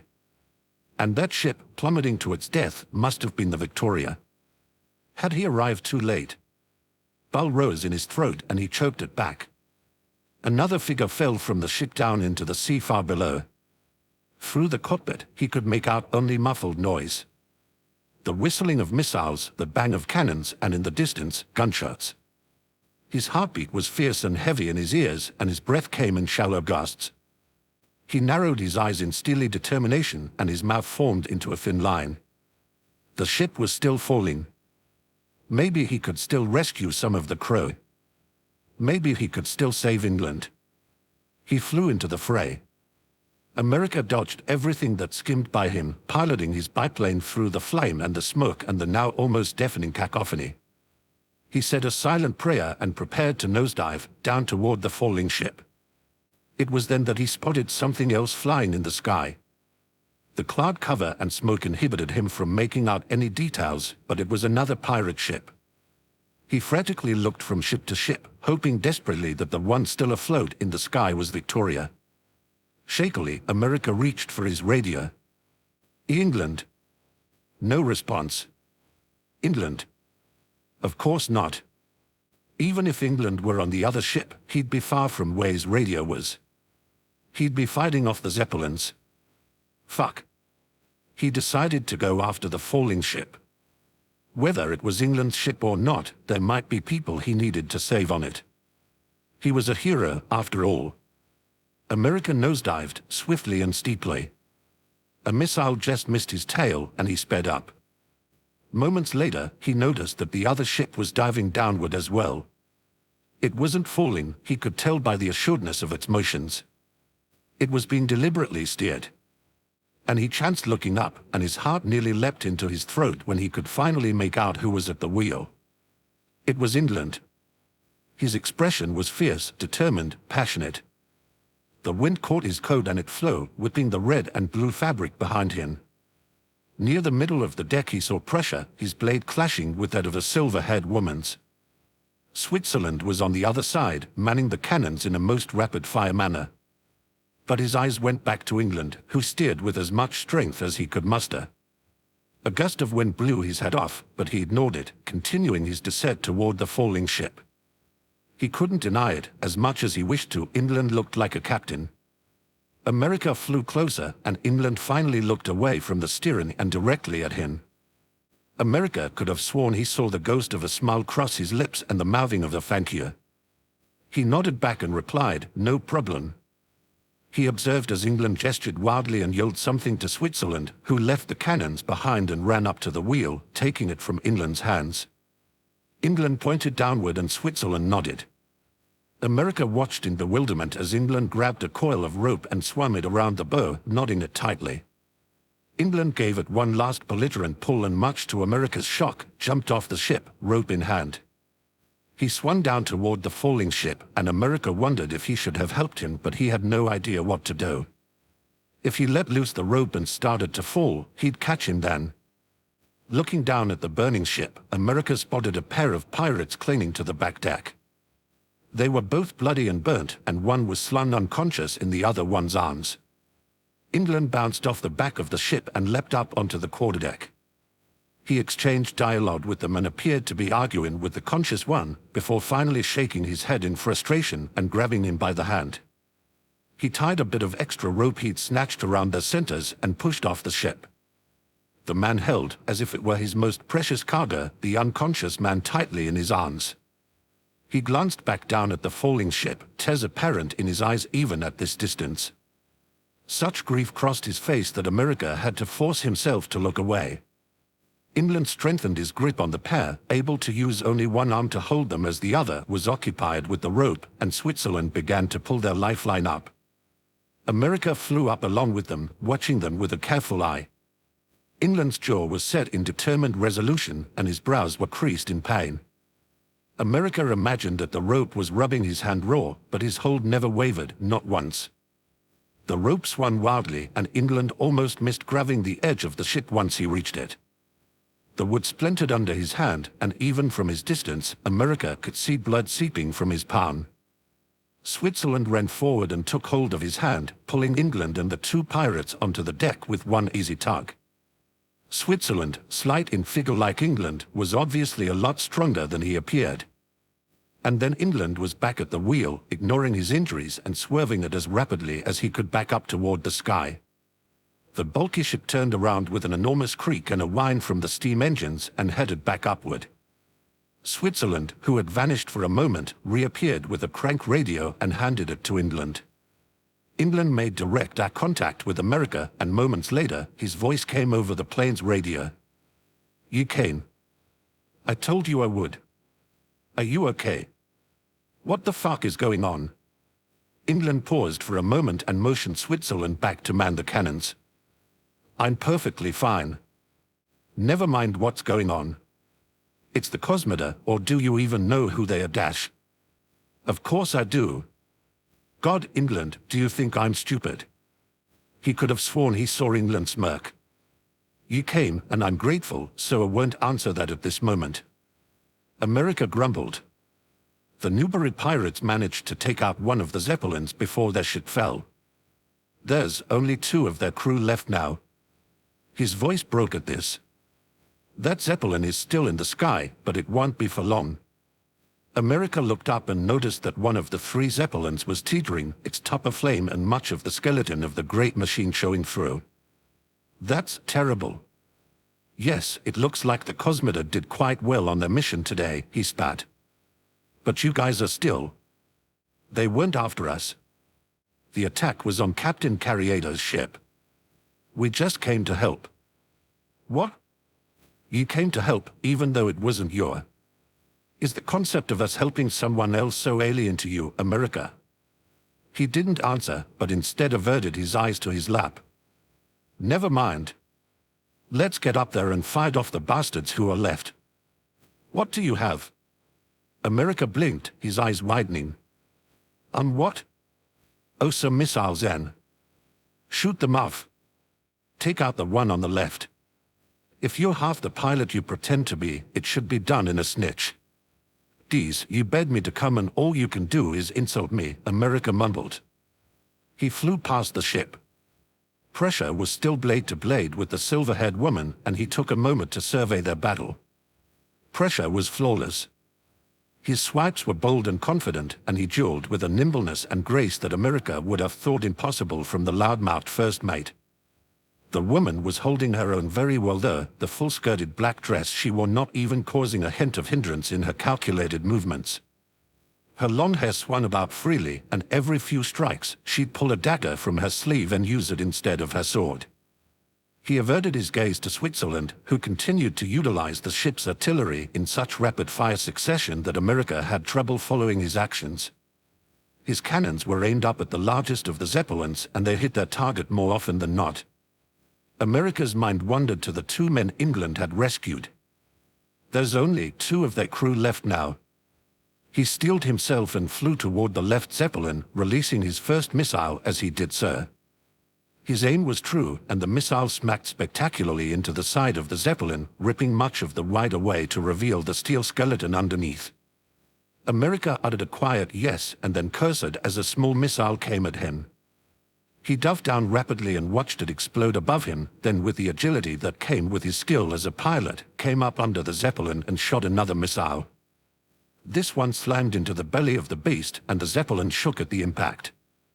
He only had 2 left. A thought flitted across his mind, unbidden. If he showed up back at the base with no missiles, what would his superiors think? Could he explain to them that he was attacked by the Cosmoda? Would they believe him? Fuck. America slammed his hands on the dashboard. But I made this choice. I came to help Anne.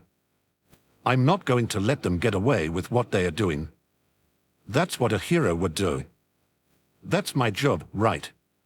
He spun around in a roll and fired at the back rudder, a vital point on the Zeppelin. His missile obliterated it, and America knew he had won. Throughout all of this, he'd successfully dodged their attacks.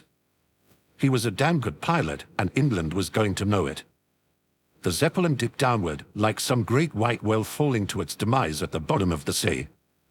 He spotted several of the crew leaping out of the behemoth with parachutes, and he gritted his teeth that they would survive this, but the grieving man's crew would not. He didn't know the man, and he was a pirate.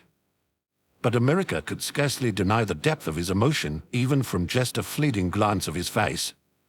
Perhaps pirates weren't heroes, but they were a damn lot better than the Cosmoda. America fired his last missile, this time on the unharmed side of the Zeppelin. It was already going to go down, but now it would go down faster. Good. 1 down, England. America yelled excitedly over the radio.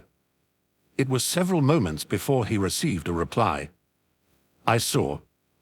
You're a fine shot, America. Aha. So you're acknowledging my awesome then? America could have sworn he heard a snicker. Don't press your luck. There was 1 Zeppelin left, the largest of the lot by far. Its white flanks gleamed, and it appeared mighty and unsinkable despite the damage it had incurred. Being out of missiles, all America could do was watch as the crew of the Victoria combated their final foe. England had left the bow and was now talking to Switzerland, who appeared to be swearing mightily and pointing at the cannons. Had they run out of heavy artillery? That appeared to be the logical conclusion. Shit, America cursed the fact that he'd run out of his own weaponry. He was useless to them. He banged his hands on the dash of his plane in frustration. The Victoria was damaged, its sails torn and wood splintering off the sides. The end of the bow had been snapped off as well. The ship held sturdy, showing no danger of falling. But America feared for how much more it could stand pressure. Still fought the black-frocked lady, their swordplay a continuing ballet of intense aggression. His smug smirk had lessened though, and his movements had grown more sluggish. How long had the two been fighting? How long had this been going on? He wouldn't let England's crew lose. But what chance did he have? What could he possibly do now? America had never felt more useless. He clenched his eyes shut, trying to fend off the hot, prickling tears that threatened to escape. It was everything. England's crew, the Nubaru, and the fact that this sort of vicious Malay was going to become a commonality in the world's skies if the Cosmoda got their way. And here he was, the hero, forced to stand back and watch as the villains came closer to victory. It made him nauseous. His eyelids slid open, and he looked back to the ship with immense trepidation. The Zeppelin was closer now, far too close, in America's opinion. England had departed and left Switzerland with the now useless cannons, and he was storming over to the foremast. He called back toward his gunner, and the other man ran to his side. England spoke to him using urgent hand gestures. Switzerland's expression grew infuriated, and he interrupted him, motioning wildly and shaking his head in the negative. England frowned and pointed to himself, and Switzerland scowled and crossed his arms in resignation. What the hell is he doing? America picked up his radio to ask, but he noticed that England had removed the crank radio from his waist. Damn it. England threw his coat off and handed it to Switzerland, then began to climb up the mast. His gunner stood sentry at the bottom, loyally following his captain's every move. England winced in obvious pain every few moments, his bleeding hand now worse for the wear. A bit of debris fell and sliced his cheek as he climbed, but England ignored it and continued upward. America wondered if the pain in his hand distracted him from even noticing the injury he'd just attained. The skyboat rocked with every hit it took, and every time it happened, England's grip tightened on the mast. One time it wasn't enough, and he slid down the mast quite a ways. He inched back up, looking more determined. Eventually he slung himself over to the fore topmast, now at least 15 meters above the deck. He was precariously high, and the ship was hardly remaining still. America felt his stomach drop as the ship took a sharp hit. England maintained his ground and pulled a dagger out of his belt. He sliced a piece of rigging and grabbed onto it like a rope. And then he stared directly at the Zeppelin, as if judging distance and trajectory, and pushed himself up and off the mast. No fucking way. America's blue eyes widened and he didn't even have to think about it. He flew closer to the ship, ready to catch England if he fell. England soared, fighting gravity as best he could as he aimed his body toward the top of the remaining Zeppelin. He let go of the rope with his injured hand and unsheathed his rapier. Then, with a deft skill that America found surprising from the surly captain, his blade made contact with the Zeppelin. The razor-sharp sword slashed down as gravity carried England, and it created an enormous gaping hole in the wide exterior. To top off the attack, he sheathed his sword, quick as a flash, and pulled out an elaborate pistol. The man currently piloting the Zeppelin had been exposed by England's attack, and he aimed true, taking him out with one effortless bullet. America let out a yes and pumped his fist. He grinned as England swung back to the Victoria, Switzerland running over and catching him as he landed on the deck. Switzerland had fired one last cannon, the very last one, America assumed, at the Zeppelin for good measure. The silver-haired swordswoman looked up from her fight with pressure and scowled, attempting one last attack on the first mate, then turning tail and running toward the deck. She leapt with grace from the Victoria to the Zeppelin, a bespectacled young man catching her and pulling her up into the gondola. "Are they retreating?" America asked out loud. And indeed the Zeppelin turned around, presumably departing before the damage made it impossible to make a return flight. It flew away sluggishly, like an injured beast, and the battered Victoria was left behind. They were alive. They'd won this round.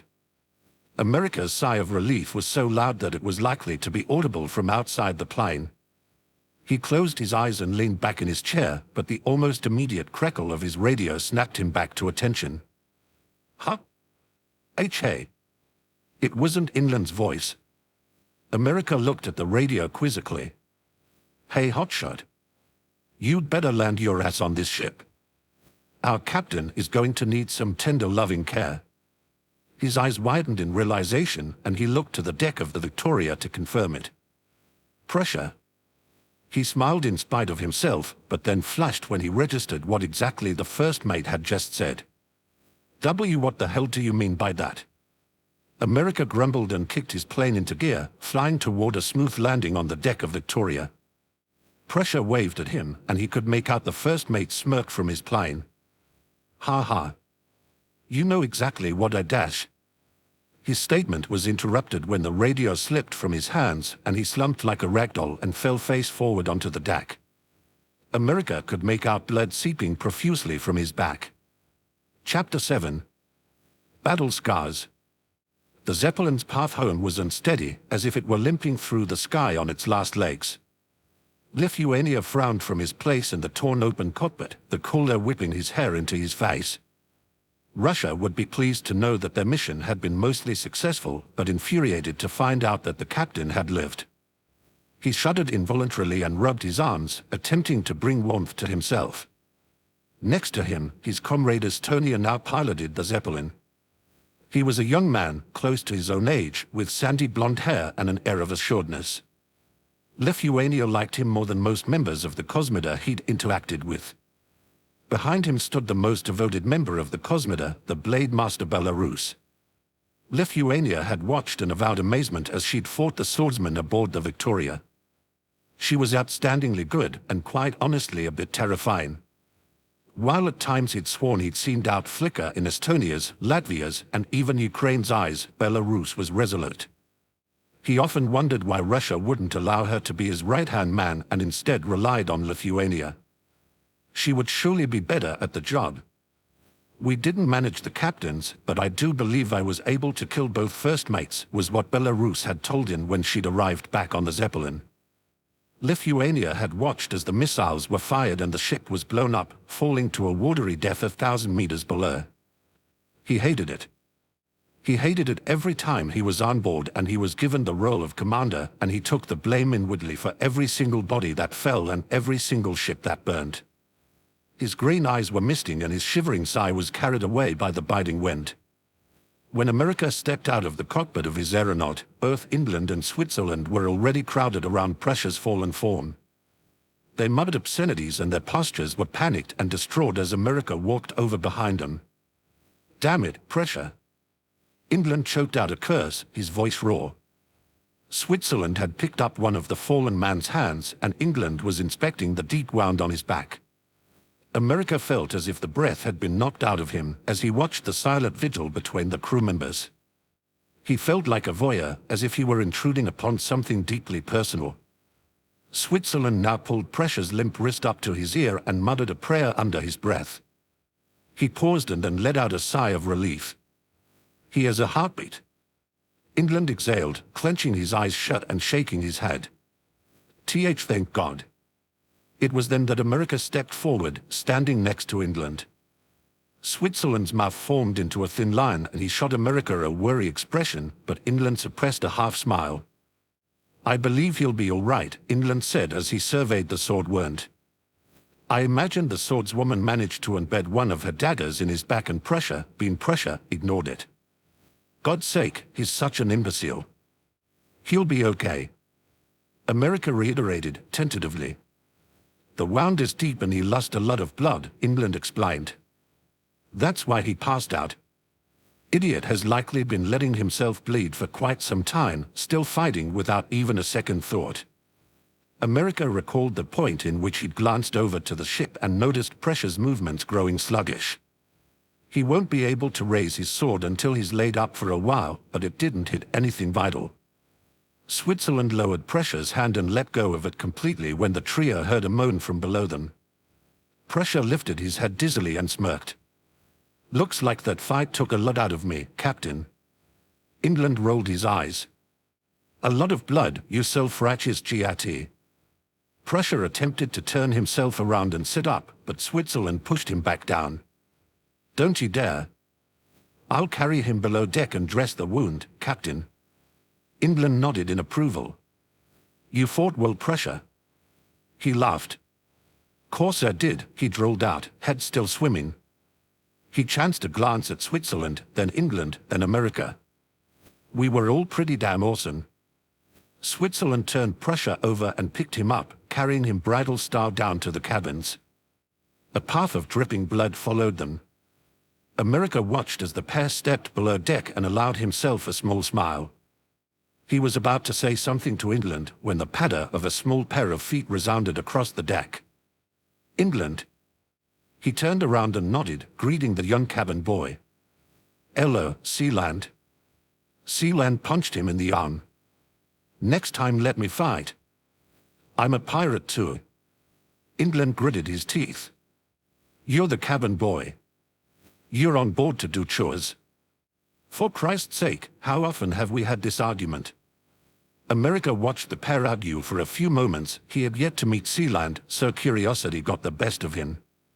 He then wandered away, meandering about the deck of the ship while still listening to the discussion. But I'm 12 years old. You were just 15 when you became captain, Sealand argued. That was an unusual situation, and in any case, I was far more qualified than you, England retorted in exasperation. How do you know what I could do? I've never even had a chance. Sealand crossed his arms and pouted. England's green eyes flashed anger, regret, and something indiscernible. I will not let you fight, Sealand. And especially not now, with the cosmometer in the skies. This is not a joke or even a simple robbery. Prussia almost died out there. Spain's crew did. I know, and it's terrible, but do you think I only prohibit you from being on deck to annoy you? Because I think you're incapable. Bollocks. It's enough that I allow you and Liechtenstein on my ship. I won't risk anything else. England turned around and began walking away, effectively ending the conversation. Sealand slid the small pirate hat he always wore off his head and kicked the deck in irritation, then ran back down the cabin stairs. England stood at the bow of the ship, his arms by his side. The ship was a wreck and would need repairing, Prussia would be out of action for a while, and Spain, his first mate, were below deck, suffering from both physical injuries and mental grief.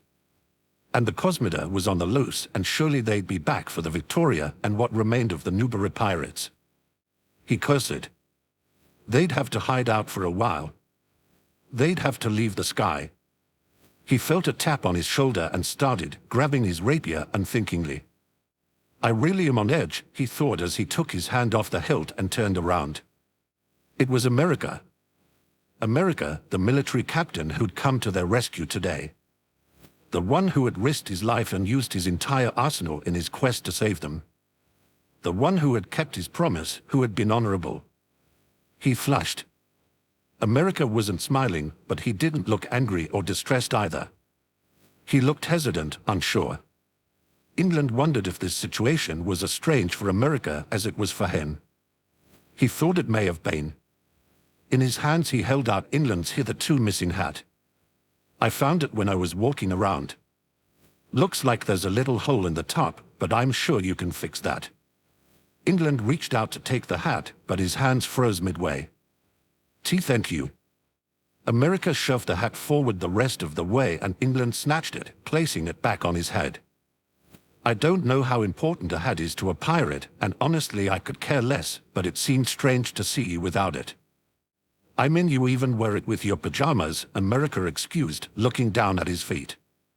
England crossed his arms and scowled, but struggled to come up with a witty retort. Instead he just let out a harumph. America laughed lightly. I didn't expect you to come, England said. America's blue eyes widened. We shook on it. Keeping promises isn't something I anticipate a military man to do, he replied. America gritted his teeth. Well, I did. Nighttime had settled upon the sky, enveloping it in velvet blues and purples. The cool breezes whipping across the ship were pleasant, and America and England both felt calmed by them. Perhaps it was the intensity of the previous hours putting things in perspective for them, but neither felt very spirited in their attempts at bickering with the other. England just nodded. So you did. An awkward silence, America broke it. See, can you tell me what happened? I mean, what I don't know already. England leaned against the edge of the ship. The Cosmida used Captain Carrieda's weakness against him. Have you ever heard the stories about the men who steal from the rich and give to the poor? Outlaws, but ones who are widely considered heroes, England continued. Well, yeah, of course. That's the Nubera pirates. They are a different breed. He glanced up at the sky, observing the blanket of stars. There was a merchant ship he was attempting to help. Aren't merchants rich? America queried. He was standing just a few feet from England, and he followed his gaze to the stars. That's a myth. For every merchant that's loaded with shillings and notes, there are 10 that only just live comfortably. He paused. The ship was a trap. It was an empty, old ship, and it was a false distress call. They'd booby-rigged the ship, and the moment Captain Carrieda docked his, he was stuck. America's expression darkened. So they used the fact that he wanted to help someone to trap him. England nodded. Filthy bastards. All Spain could do was wait in dread. He radioed us and we flew to meet him as quickly as we could. He sighed. We arrived before the Cosmida and managed to pry the merchant ship away. Did a botched job on it because we wanted to get it off as soon as possible. It ended up falling in the ocean since we had to inflict so much damage on it to remove it. No matter though, it was empty. We thought we were off the hook, but they showed up in the zeppelins just as we were about to depart. England made direct eye contact with America. That's when I got in touch with you. And the captain? America asked, his voice sullen. Spain will be fine. He's below deck with his first mate. He's scuffed up, a bit burnt, but he'll be better with rest. And the other one? Haven't the foggiest. England shook his head. I don't know whether he hit his head or passed out due to smoke inhalation, or even both. America nodded ruefully. He is now Spain's reason for living, so for both of their sakes, he'd better be all right, England muttered, more to himself than aloud. The wind whipped America's hair into his face, and his glasses momentarily fell askew. He adjusted them. You've been a captain since you were 15. England stiffened. You heard that then? America gestured in the affirmative. Yes, I have, in fact. Whoa. America scratched the back of his head. How old are you anyway? England bit his lip. 22. That's so young. I mean for, you know. He shrugged. I didn't suppose there was any use lying to you. I imagine you don't care a bit about my reputation. Huh? I usually say I'm older, that I just appear young for my age. He averted his eyes to the sails.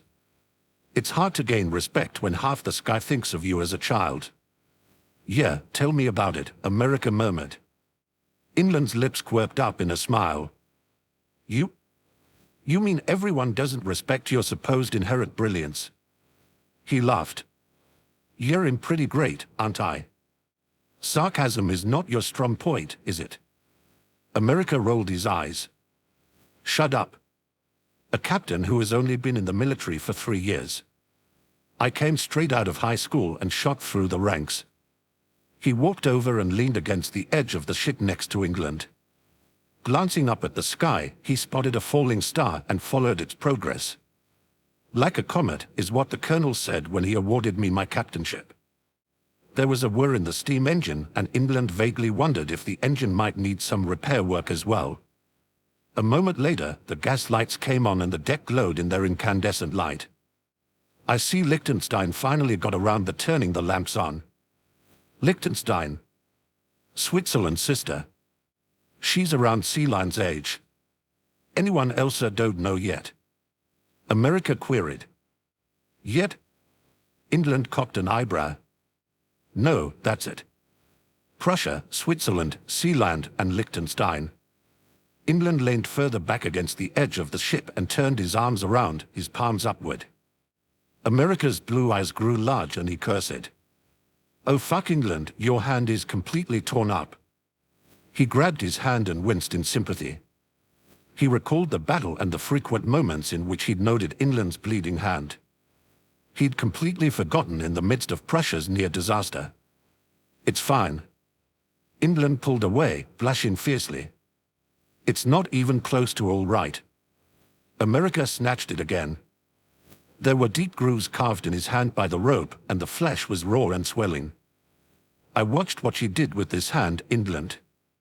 That was so stupidly heroic of you. Green eyes widened, and after a moment, England began to laugh. So I'm heroic now. That's not what I meant at all. America remedied, his cheeks pinking. I just meant that the action of taking out that zeppelin could be considered heroic if someone like me and not a pirate did it. England scoffed. Oh, of course, right. It's completely different if a pirate did it. It is, he counted, but he knew deep down it was a weak retort. Now stay where you are. He shrugged and did as he was told. America swiftly jogged to his plane and sifted around the cockpit, seizing a white box and running back over. Alcohol. America snapped open the box and pulled out a bottle. Oh, we have plenty of that below deck, England said. The aviator opened the bottle and dabbed a rather substantial amount of the alcohol on a small cloth. Not that kind of alcohol. He took England's hand again and squeezed the liquid into the wound. He flinched. It can't sting any more than it already does. After a while, I just stopped noticing the pain in my hand, he explained. Was a bit distracted, if you know what I mean. He pulled away reflexively, but America pulled back. His wound was stinging, the alcohol attacking the infected tissue for all it was worth. Satisfied, America wiped it off with a drag cloth and reached into the box for a roll of gauze. He began wrapping it around England's hand. Is it too tight? He shook his head in the negative. America wrapped it around a few more times and then cut the gauze, tying it off in a knot. You have to change it once a day. All right, doctor, quipped England. It's not like I haven't been trained in this crap, okay? America huffed. Right. Now why am I letting you do this? I'm quite capable of doing it. He cut himself off when he felt America touching his face, or rather the sting of alcohol against his cheek. You sliced your cheek open when you were on that mast, America explained, rubbing the cool cloth down England's left cheek. His face burned. What? Stop that. England spluttered. I'm almost done. America's bare hand was on England's cheek now, no cloth between the two of them. He'd reached down to grab a bandage and was holding his fingers over the wound because the contact with the cloth had caused it to bleed again.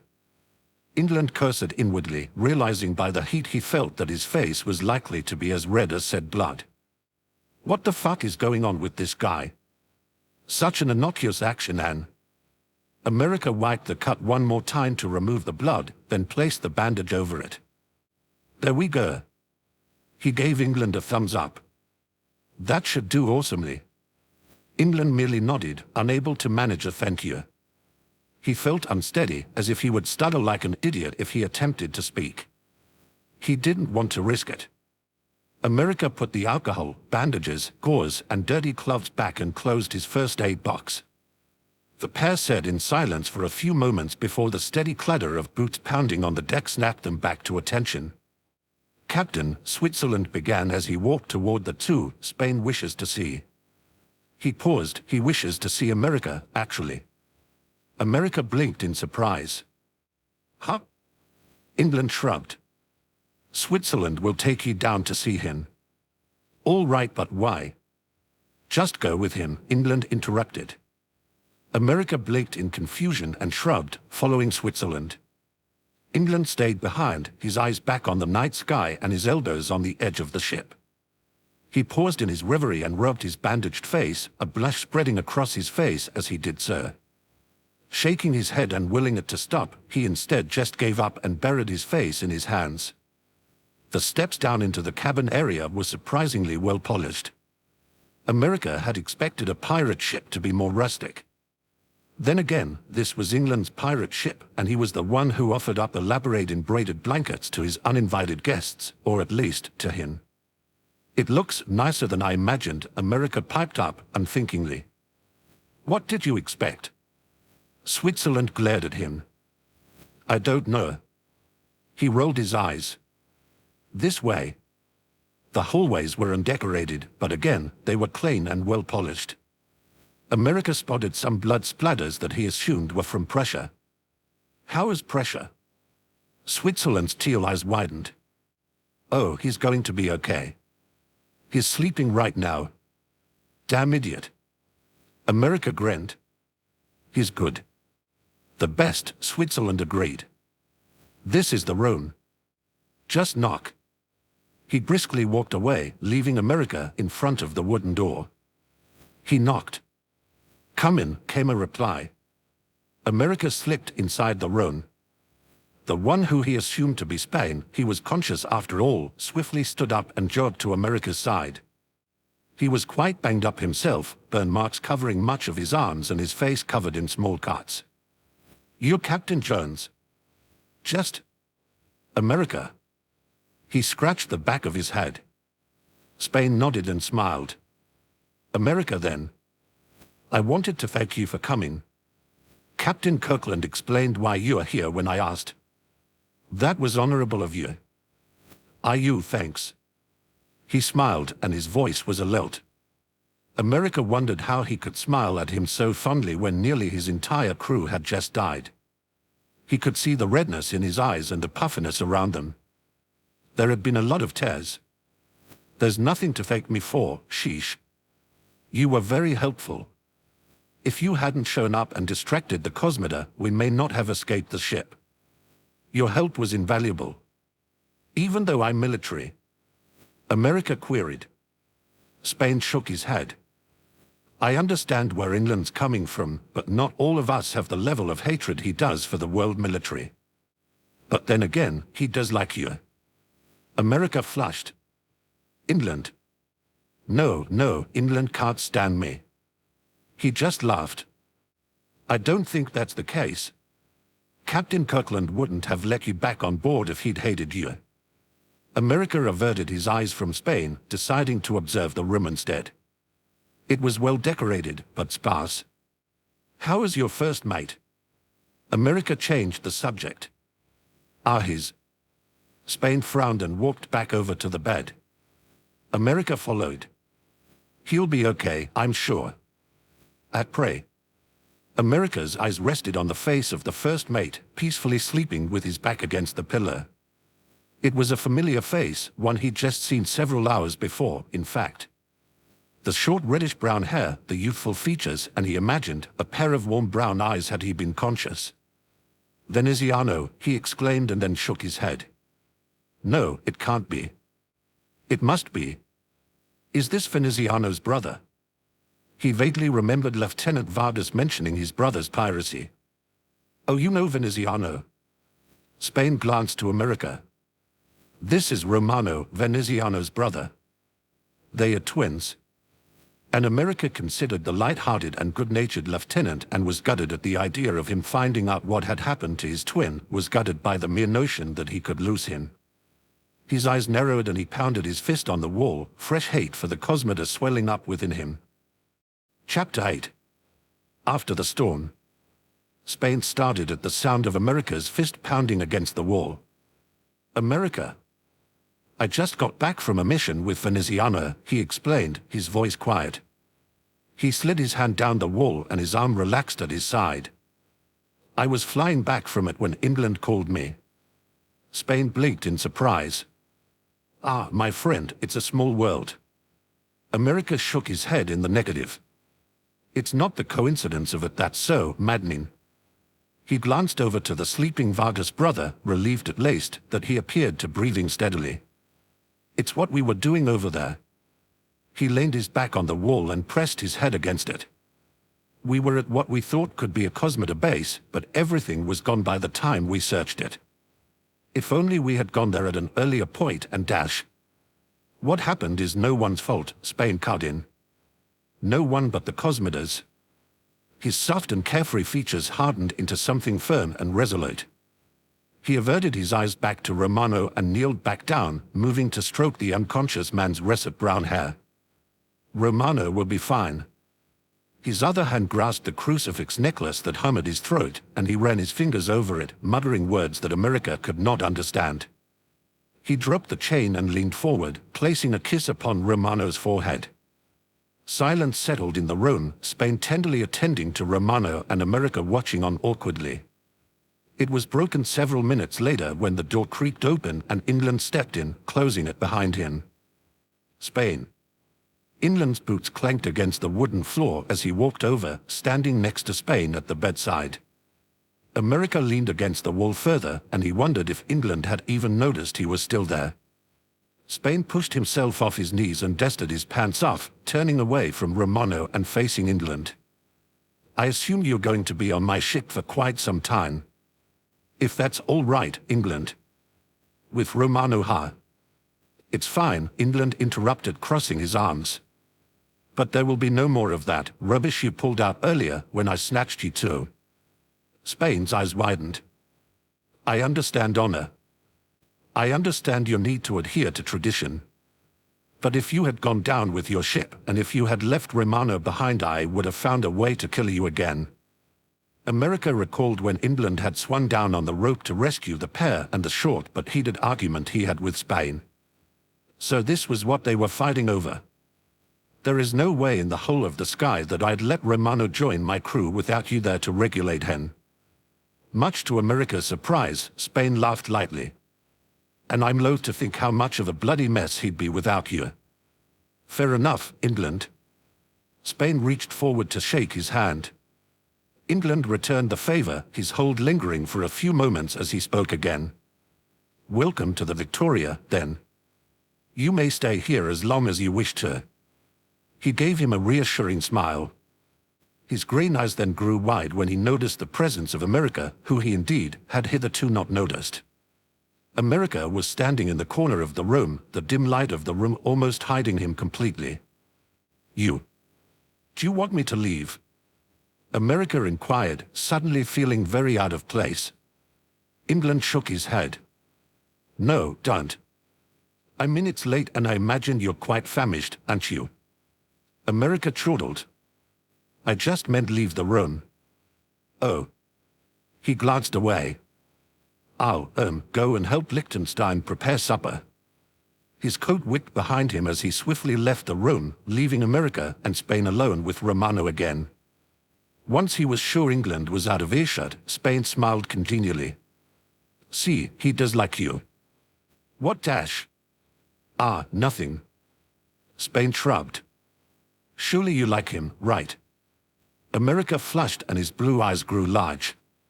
He is not as annoying as he could be. Quiet fell between the two again, and America considered leaving the room when a series of coughs brought him back to attention. Hoping, he immediately averted his gaze to the bed. Romano's eyes were fluttering open, and America noticed they were indeed the same honey brown of Hetalia's. He couldn't observe anything more about his appearance, because within a mere moment, Spain was blocking his view. He'd leapt forward and wrapped his arms around Romano, fiercely holding him to his chest and crying freely. Why you? Spain's words were halted when he was soundly shoved in the stomach. Oi, Spain. Romano snapped, finding himself unable to push him off in his current state of weakness. Get the hell off of me, you jerk. You going to suffocate me, damn it. He coughed again. This man is nothing like Veneziano. America gaped. I'm just so glad you're okay. Spain pulled away from the embrace, sitting down on the bed next to Romano. You'd better be. Romano crossed his arms and looked sour. I heard what England said. You were awake. I've been awake since England came in. Romano rubbed one of the burns on his forearm. I was waiting for you all to shut up for a second or two before letting you know. He scratched the back of his head. Well, what England said. Damn it, Spain. I want you to know that if you had left me alone on this ship with that stick-up-his-ass captain and his obnoxious swordsman and his crazy gunner, I would have killed you. Spain grinned weakly. I seem to notice a pattern tonight of people wanting to kill me when I'm already dead. Romano's cheeks reddened and he looked down at his lap as if it were the most interesting thing in the world. Oi, Spain, his voice grew more solemn and he stifled a cough. Thanks for saving me, as idiotic as I'm sure it was. Oh, Romano. And Spain's arms were wrapped around Romano once more, and his tears were staining the cloth of Romano's shoulder, and America could feel the relief and the joy Spain felt permeating the very room. When Romano leaned up into Spain and the other man leaned down, their lips crashing together in a kiss that America felt very much was intended to be a clandestine thing, he left the room. The fact that, amongst all the tragedy he'd seen that day, there was some happiness to be found, brightened his mood considerably as he headed back up to the deck. America halted in his journey up deck as the pleasant smell of warm baking food entered his nostrils. He backed up a few steps and pushed open the nearest door. It was larger than the bedroom doors, heavy wood carved with the same emblem that America had seen on England's blanket. A half-shut galley greeted him. Pans and pots hung sideways on hooks and spatulas covered in ingredients were thrown next to a tub filled with water. The oven's flames were hot even from where he stood, and the stove was covered in not one, but 3 tea kettles. In the center of the kitchen was a wooden table, several chairs surrounding it. He imagined England's crew sitting around this table, England sipping tea, it just seemed like him, and Prussia leaning back in his chair and resting his dirty boots on top of the table. Switzerland would be scowling at Prussia in between bites of dinner. The room wasn't unoccupied. A young girl was reaching down and pulling a dish out of the oven. A pair of bows decorated her short blonde hair, and America knew immediately that she had to be Switzerland's sister. She turned around and nearly dropped the dish in shock when she saw America. The oven mitts that covered her hands were comedically large. Excuse me. Her cheeks pinked shyly. "You must be Captain Giants." She set the dish on the counter and slicked the oven mitts off. "I'm Liechtenstein."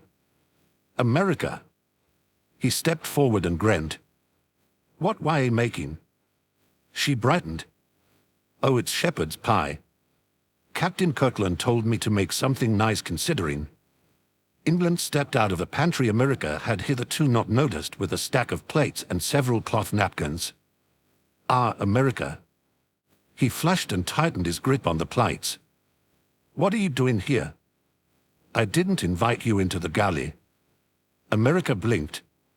"Sorry about that." He walked backward and stood outside the open door. He knocked.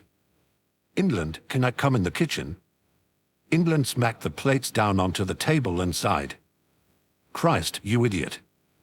He sauntered back in the door and gave England that most infuriating smirk. "I'll take that as a yes, then." America leaned over onto the kitchen table, his elbows resting on the wood and his chin in his hands. "That shepherd's pie looks pretty good and it smells nice too." "Thank you," Liechtenstein replied. "So then, I take it that the breakfast I was given the other day was someone else's cooking." America's eyes wandered to an apron that hung on the wall. It was also decorated with the crest that he was beginning to believe was the Victoria's Jolly Roger. He'd have to take a closer look at the top of the mast later. "England cooked that," came a new voice. Sealand had barged into the room and was leaning against the far wall. England was now furiously pouring himself a cup of tea. America was giving him a look. It was obnoxious and yet a tad doty, expectant even. He also, due to the position he was leaning in, had his rump soundly in the air. What the hell is he waiting for? What is he doing? He blushed when America shifted slightly, his back end moving with him. England clenched the handle of the teacup in his unbandaged hand and a splash of the hot liquid landed on his shirt. He huffed and gulped his tea rather inelegantly, cursing under his breath when it scalded his tongue. Liechtenstein had begun to slice the shepherd's pie, placing a serving on each plate. Sealand just blinked in confusion at America and England. England cleared his throat. "Liechtenstein, take dinner to your brother and Prussia." "Sealand, take a plate down to Spain." "Romano is awake," America piped up. He sighed in relief and a smile tugged at the corner of his lips. "And one for Romano." Once the two children had left the room, England spoke. "You appear to be back to normal, as obnoxious and imbecilic as ever." America shrugged, still not shifting from his position half on, half off the table. "You mean I'm as amazing as ever?" "Hardly," England scoffed, sipping his tea again. "If this is how you behave when you're in a good mood, remind me to avoid you at all costs." America didn't reply, and he didn't look away. It was as if he were expecting, hoping England would blow his top. "Would you stop fucking staring at me?" England finally snapped, slamming his teacup onto the table. America feigned innocence, although his cheeks were pink nonetheless. "What? I wasn't staring at you." "Why would I?" "You're always scowling and your eyebrows look funny." Said eyebrows furrowed and his frown grew deeper. "Shut up. It's not as if I enjoy looking at you, either." And then America laughed, and England felt his face flush and he leaned over the table as well, his hands firm upon the wood. "What in the blazes are you laughing at?" America lifted one of his hands and tapped England on the nose. "You." England swatted his hand away with a furious blush. The pair stared at each other for a moment more, and America was about to speak again when Sealand ran unceremoniously back into the kitchen. "Okay, I'm ready for my dinner now." Spain and Romano said thanks. "Well, Spain said thanks at least," Sealand rambled, his voice chipper. He pulled up a chair and sat down between America and England, blinking when he noticed how close they were. England pulled away, almost knocking a chair over as he turned to the counter, his cheeks having grown even hotter. America pivoted as well, swiftly toward the door. He put his arms behind his back and twiddled his fingers in the middle. America ignored the flush creeping across his cheeks and began to whistle innocently. "Oh, shut it." I hate whistling, England grumbled, serving himself a plate of shepherd's pie and then shoving one toward Sealand, who snatched a fork and a napkin and began to dig in. America shrugged and stopped whistling, deciding to sit down at the table as well. He was about to make a quip as to how England needed to serve him as well when a full plate slid across the table. Next, a fork was tossed at him and America caught it nimbly. "Would you like some tea?" England offered, attempting to keep calm. He lifted a forkful of shepherd's pie into his mouth. "Got any soda?" "I can't stand tea." England gritted his teeth. "It's tea or water." "Or beer," Sealand cut in. America paused between bites. "Tea then, but with 4 scoops of sugar." England's green eyes widened. "You are joking." He was speaking with his mouth full now, which England found disgusting. "I hate tea, but I like sugar." England poured the liquid from the kettle to the teacup and spooned in 4 heaping scoops of sugar. Appalling. He shook his head as he gave the tea to America. America leaned back in his chair, resting his head on his hands. "Any time." Sealand had finished scarfing down his shepherd's pie and was finding the interaction between the 2 adults increasingly bizarre. He excused himself and left the room.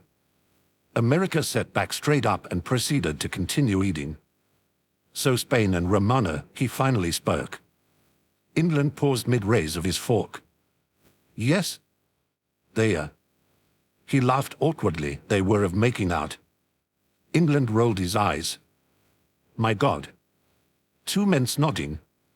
How utterly scandalous. America blushed, which England found strange. "That's not what I meant. I just didn't realize they were so close." England stood up and poured himself another cup of tea. "Don't ever ask Romana. He'll deny that he even likes him." Preposterous, really, considering how obvious it is. He shot a surreptitious glance at America. If Spain hadn't cared so deeply for Romana, he would have gone down with the ship, no matter how hard I tried to convince him otherwise. America leaned his temple on his hand, idly toying with the fork. A captain going down with his ship. Sounds like a heroic thing to do, but I didn't think pirates. "Oh, shut up," England cut him off, sitting back down. "You can never underestimate the importance of a ship to a pirate captain. She is the soul of the crew." He gestured with his fork. "You can just replace your plane, but a pirate can't just replace their ship, and they certainly can't replace their crew. You lose those things, and there's no greater failure as a captain." America's expression grew pensive as he listened to England explicate.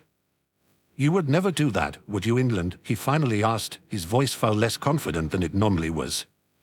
England's green eyes widened. "That is..." He shook his head. "She will never go down. The Cosmoda will not take the Victoria." America sighed, his question remaining unanswered. The hitherto delicious shepherd's pie tasted slightly sour as he finished his plate off. America was about to leave the kitchen when Liechtenstein came into the room. She cut herself a serving of dinner and sat down to eat it. "Don't worry about doing the dishes," England said. "You can take care of them tomorrow. We are all tired." Liechtenstein fidgeted with her hands. "Thank you, Captain." America did not fail to notice how much friendlier he was to this girl than he was to Sealand. The trio sat in silence for a few minutes until someone else walked in. It was Spain. He was smiling and holding his 2 empty plates. "Ah, England, Romano is awake." England nodded. "Yes, I had heard. America told me." Spain sauntered over to the wash basin and slipped the plates and forks into it. "I figured. You said 2 plates, after all. He's going to be fine. He even argued with me and insisted that I stop trying to force-feed him, 'cause of course he could take care of himself." "That sounds like Romana." He gave Spain a genuine smile. "I'm glad as well." The reminder that Veneziano's brother was healthy and his partner's exuberance over it cheered America up considerably, although his unanswered question to England still hung at the back of his mind. Without thinking, America yawned loudly. You gonna offer your aviator a room for the night? Spain winked at England. England huffed and crossed his arms. I suppose it's the least I can do. Come with me, America. Blinking in surprise, America stood up and followed England out of the kitchen. You must be tired, he said once they were in the hallway. Come to think of it, I haven't actually slept since before I left for my mission. England cocked an eyebrow. Which was? America rubbed the back of his head and laughed sheepishly.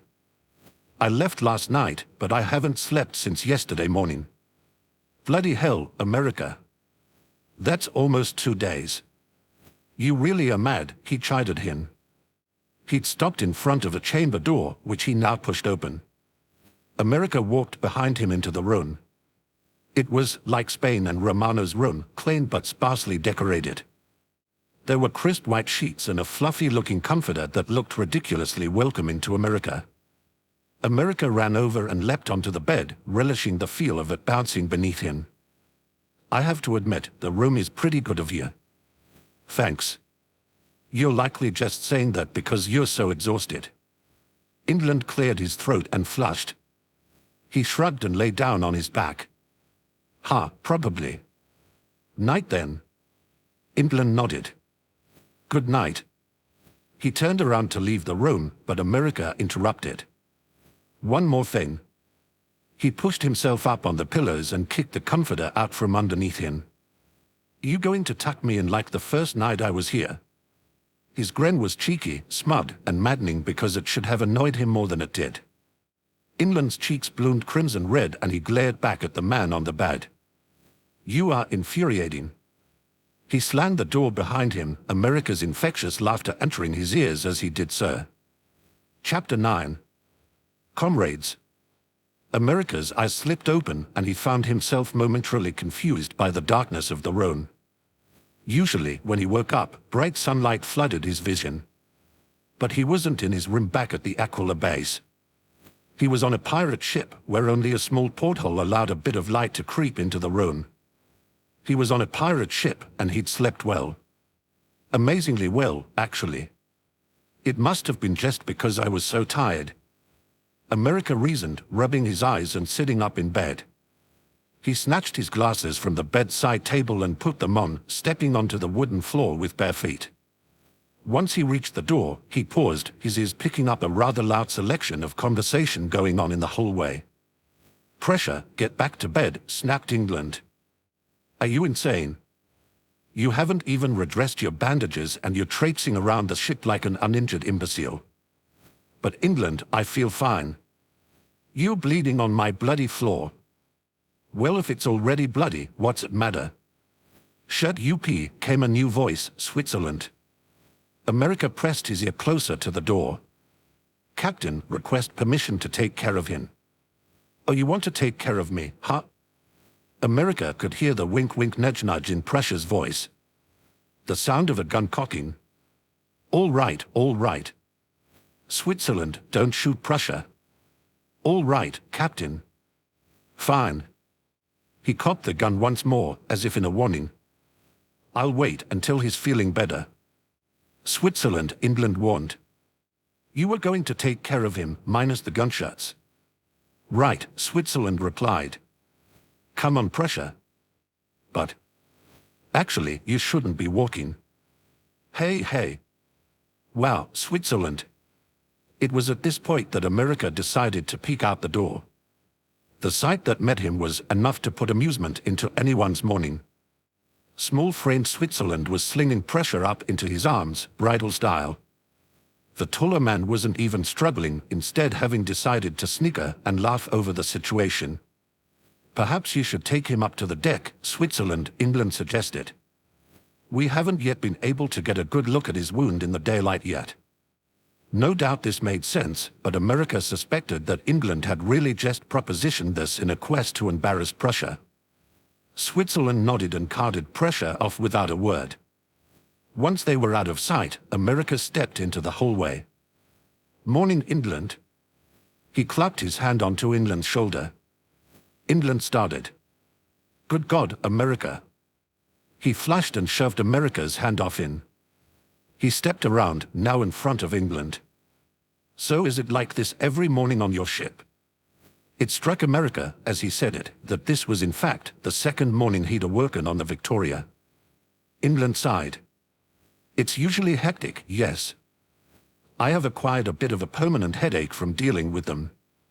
He dodged as Sealand and Liechtenstein came darting past, chasing after each other. You do realize that it's 11 a.m., don't you? America's eyes grew large. I slept that much.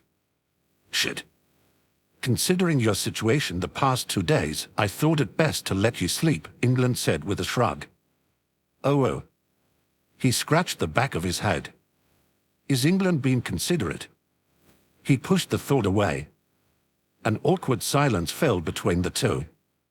England cleared his throat. You'll find some leftover breakfast in the kitchen. He nodded. How are Spain and Romano? Asleep, England said. Switzerland went in early this morning and dressed and cleaned their burns and cuts. They fell back asleep immediately after breakfast. America scuffed his feet back and forth. So is Switzerland like your doctor? England pressed himself against the hallway wall. You ask a lot of questions, America. He smiled, unbidden. Switzerland is the most proficient of all of us in medicine, so I suppose he would be our doctor, yes. America grinned. Your gunner and your doctor all in one. Ha ha, you all are so weird. England bit back a retort.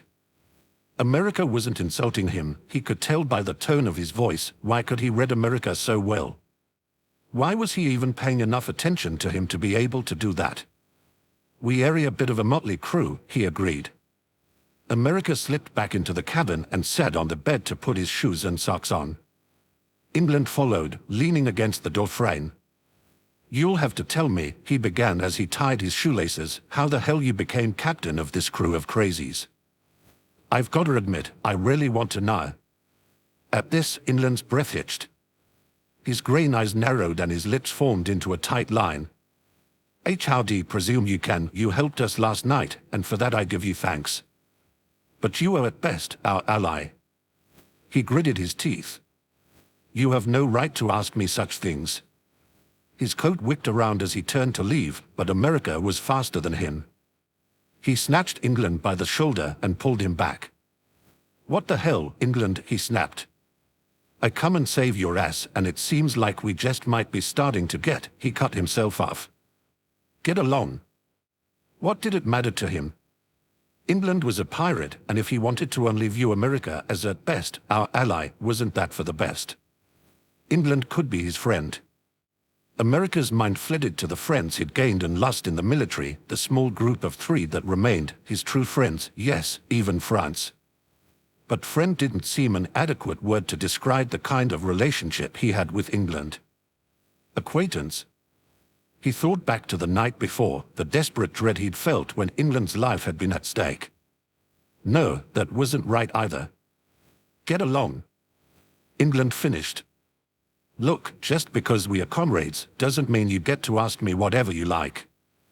I just asked you a question. America blurted and then paused. Wait. We are comrades.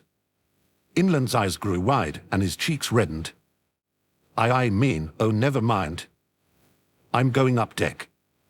I need to make sure pressure hasn't escaped Switzerland and died of blood loss or something. He stormed away, and this time America wasn't able to catch him. Comrades, he whispered, trying the word out. Not allies at best, but comrades. America could not quite figure out why a grin spread across his face at this, or why it caused his mood to brighten considerably. Hey Switzerland, you gonna kiss it and make it better? Prussia turned his head and winked as Switzerland surveyed the wound on his back in the early afternoon sunlight. You are so damn lucky that you're injured. Switzerland clenched his fists. It wouldn't be my hand on your back, it would be the butt of my rifle. Well, I wouldn't be telling you to kiss it and make it better if I weren't injured, Prussia reasoned. Ow, you. He gritted his teeth and began to wipe down the wound with a wet cloth. This is not going to heal if you keep aggravating it like he did this morning. I know you're restless, but... I got it, Switzerland, he interrupted. Just set me up on the deck every day and everyone can cater to my whims until I get better. Once we are done here, I'd like a beer and some lunch not made by England." Switzerland twitched and had to stop himself from reaching for his gun. "Just shut up." Prussia laughed and was about to retort when England stepped up next to the pair. "Hello. How is it, Switzerland?"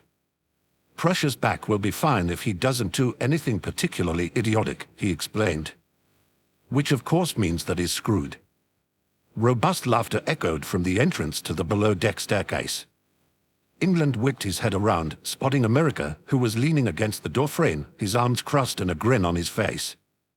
England wished that his desire to smack that smirk off his face was stronger. Instead, he stared at America for several moments before turning away. "Comrade." Why had he said that? England shook his head to clear his mind. "Speaking of comrades." "America," he yelled. "Aren't there people wondering where you are?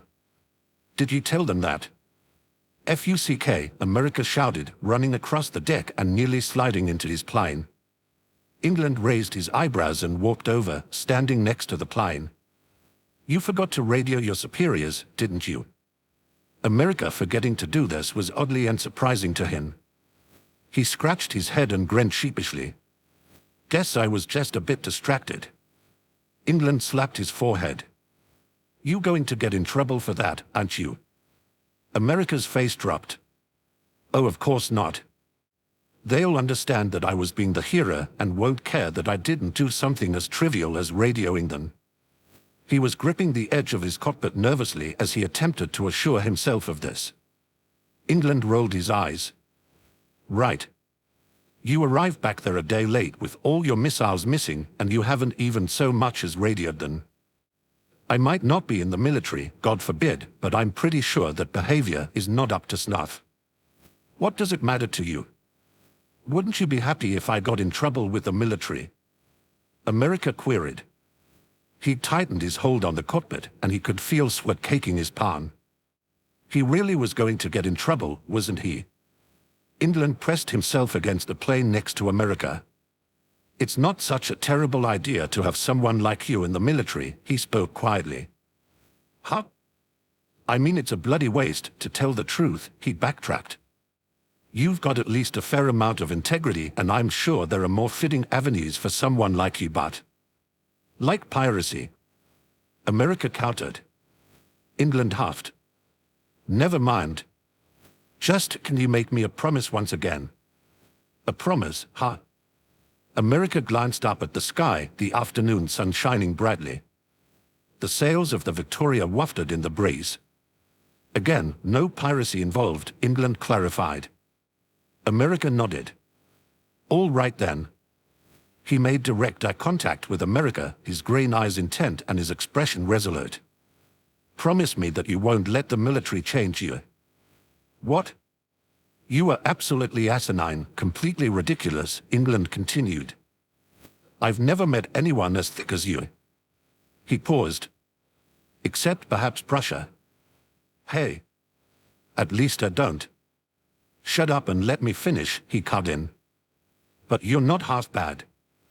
America felt a smile tug at his lips at that. "Neither are you, to be honest." England flushed. "What exactly are you asking me to do?" "You do realize that the whole world will soon be at war, don't you, America?" He averted his eyes to the ship's torn sails. "I'm in the Cosmoda. They are growing, and they won't stop until they are defeated." "I know," America replied with a firm nod. "And war can bring out the worst in people, so I just want you to promise me that it won't change you, that it won't corrupt you," England finished. America ran his hand along the edge of the cockpit and shot England an unconvincing grin. "Heroes don't let things like that affect them. I can make this promise with no problem at all." England shot America a skeptical look and considered his proclamation. After a few moments, he nodded. "Very well then. Do you have a gun with you?" No. I didn't bring one." "Why?" "Good." England pulled his pistol out of his belt and raised it. Then, taking aim, he pulled the trigger. "What the hell, England?" screamed America as the bullet whizzed past him. Oh fuck, I knew I shouldn't have trusted a pie. Shut up. I'm saving your ass. England slipped the pistol back into his belt. He jerked his head toward the cockpit. America looked. You shot my plane, he stated, flabbergasted. I destroyed the radio, you idiot, England explained. You were attacked on the way home by a Cosmoda Zeppelin and you had to use your missiles to fight it off. They got a hit at your cockpit and it nailed your radio. America blinked. Oh. I imagine that lying is not your strong point, England reasoned. But a broken radio and cracked glass on your cockpit is a bit hard to debate against, especially since you aren't carrying a gun yourself. England had just ruined part of his plane in order to save him from getting in deep trouble with his superiors. America wasn't even quite sure what to think. Thank you, it was as much a question as a statement of gratitude. You're quite welcome, he replied, proud of his handiwork on America's prized plane. I'd better leave, America sighed. England wondered if he was imagining the disappointment in his voice. He must have been. Of course. He nodded and then whipped around. He cupped his hands around his mouth and yelled. Switzerland, go to the galley and nick some food, would you? Put it in a bag, please. Yes, Captain. Switzerland pushed himself up from his place next to pressure and went below deck. England turned back to face America. There's a couple of things I want you to know before you go. What? He hesitated before speaking again.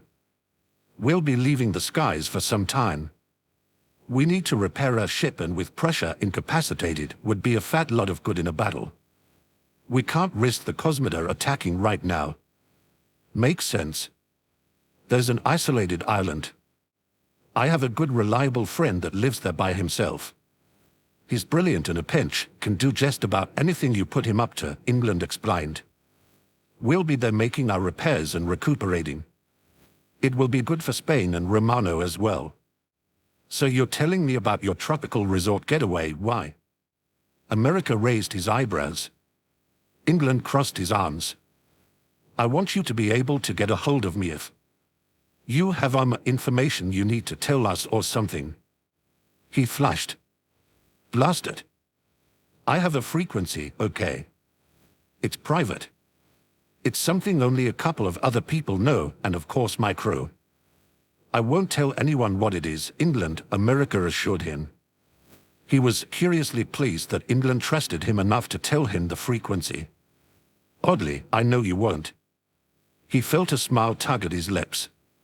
If you can't get a hold of me at that frequency, there's one other person who can usually find a manner in which to contact me. America reached in his cockpit and fished around, snatching a pencil and a small piece of paper. Go ahead. She'll be the owner of the Velatva Inn and public look it up, it's the only one in the world. Her name's Hetalia. Hungary's her first name and that's what she prefers to go by. He took the pencil and paper and scribbled the information down. I'm also writing the frequency. I'd prefer if you memorized it and threw this paper away. So since this is all top secret, is there anything I need to tell Hungary so that she knows I'm trustworthy? America shifted his eyes back and forth, mock stealthily. At this, England's cheeks turned bright red. Tell her. Oh fuck, let me just write it down. He penciled it down quickly and turned away, handing America the paper as he did so. America promptly began to laugh as he read it. Tell her I'm looking for the unicorn. His laughter grew louder and England's blush deepened. Shut up. I was probably drunk when I made up the code name, okay, he argued feebly. America wiped at his eyes. Oh Dan. Remind me to get you drunk sometime. Trust me, you don't want to see it, came a new voice. Switzerland had returned with a bag of food in hand. And this was made by Liechtenstein, so don't worry about dying. He gave America the sack. England glared at him. Go get the extra crank radio. Make it quick. He glanced back to America. Can't have you flying home without a radio. You can return it to me later. Make sure your superiors don't find it. When I have information. America repeated his earlier statement. What if I don't ever have information? Do you still want me to drop by? That is up to you. England's grey eyes widened. Was America suggesting he might just stop by for no reason? He didn't exactly hate the idea. Switzerland returned with the radio and America placed it in his cockpit. I'll make sure to give you a call then. He gestured to his broken radio. I mean, once I have my radio fixed. England just nodded and America stepped into his cockpit. He pulled on his aviator's cap and shot him a winning smile. Hey, England. Yes, America. Reaching over the side of the cockpit, he held out his hand. He twitched his fingers, coaxing England to shake it. Comrades. England frowned in hesitation for a moment before giving him a light smile. He returned the gesture, shaking the America's hand. Comrades. Awesome. Now you better move out of my way or my plane is going to take you out. America closed his cockpit and started his plane up, its steam engines whirring to life. England jogged across the deck, his hair sifting in the breeze as America's plane departed the Victoria. He watched it fly away, watched it become a dot on the horizon as he tried to force the hope that America would contact him again soon out of his mind. America landed his plane smoothly, driving it into the hangar and patting it as he stepped out of the cockpit. He shoved the crank radio underneath his seat, figuring he'd hide it in his room as soon as he got a chance. The hangar was quiet. France and Japan were nowhere to be found, although their crafts were there. He recalled that the unit was to be given the day off due to the long flight they'd taken the day before. France was probably out courting women at the popular bar right off base, and Japan was most likely at home reading or studying. The sound of rapid footsteps, someone running, jarred him out of his thoughts. He turned around and nearly fell backwards when Canada catapulted into him, wrapping his arms around him in a tackle hug. America, where the heck were you? What? I'm so relieved you're okay. You didn't contact us at all, and when we radioed you, no one had responded.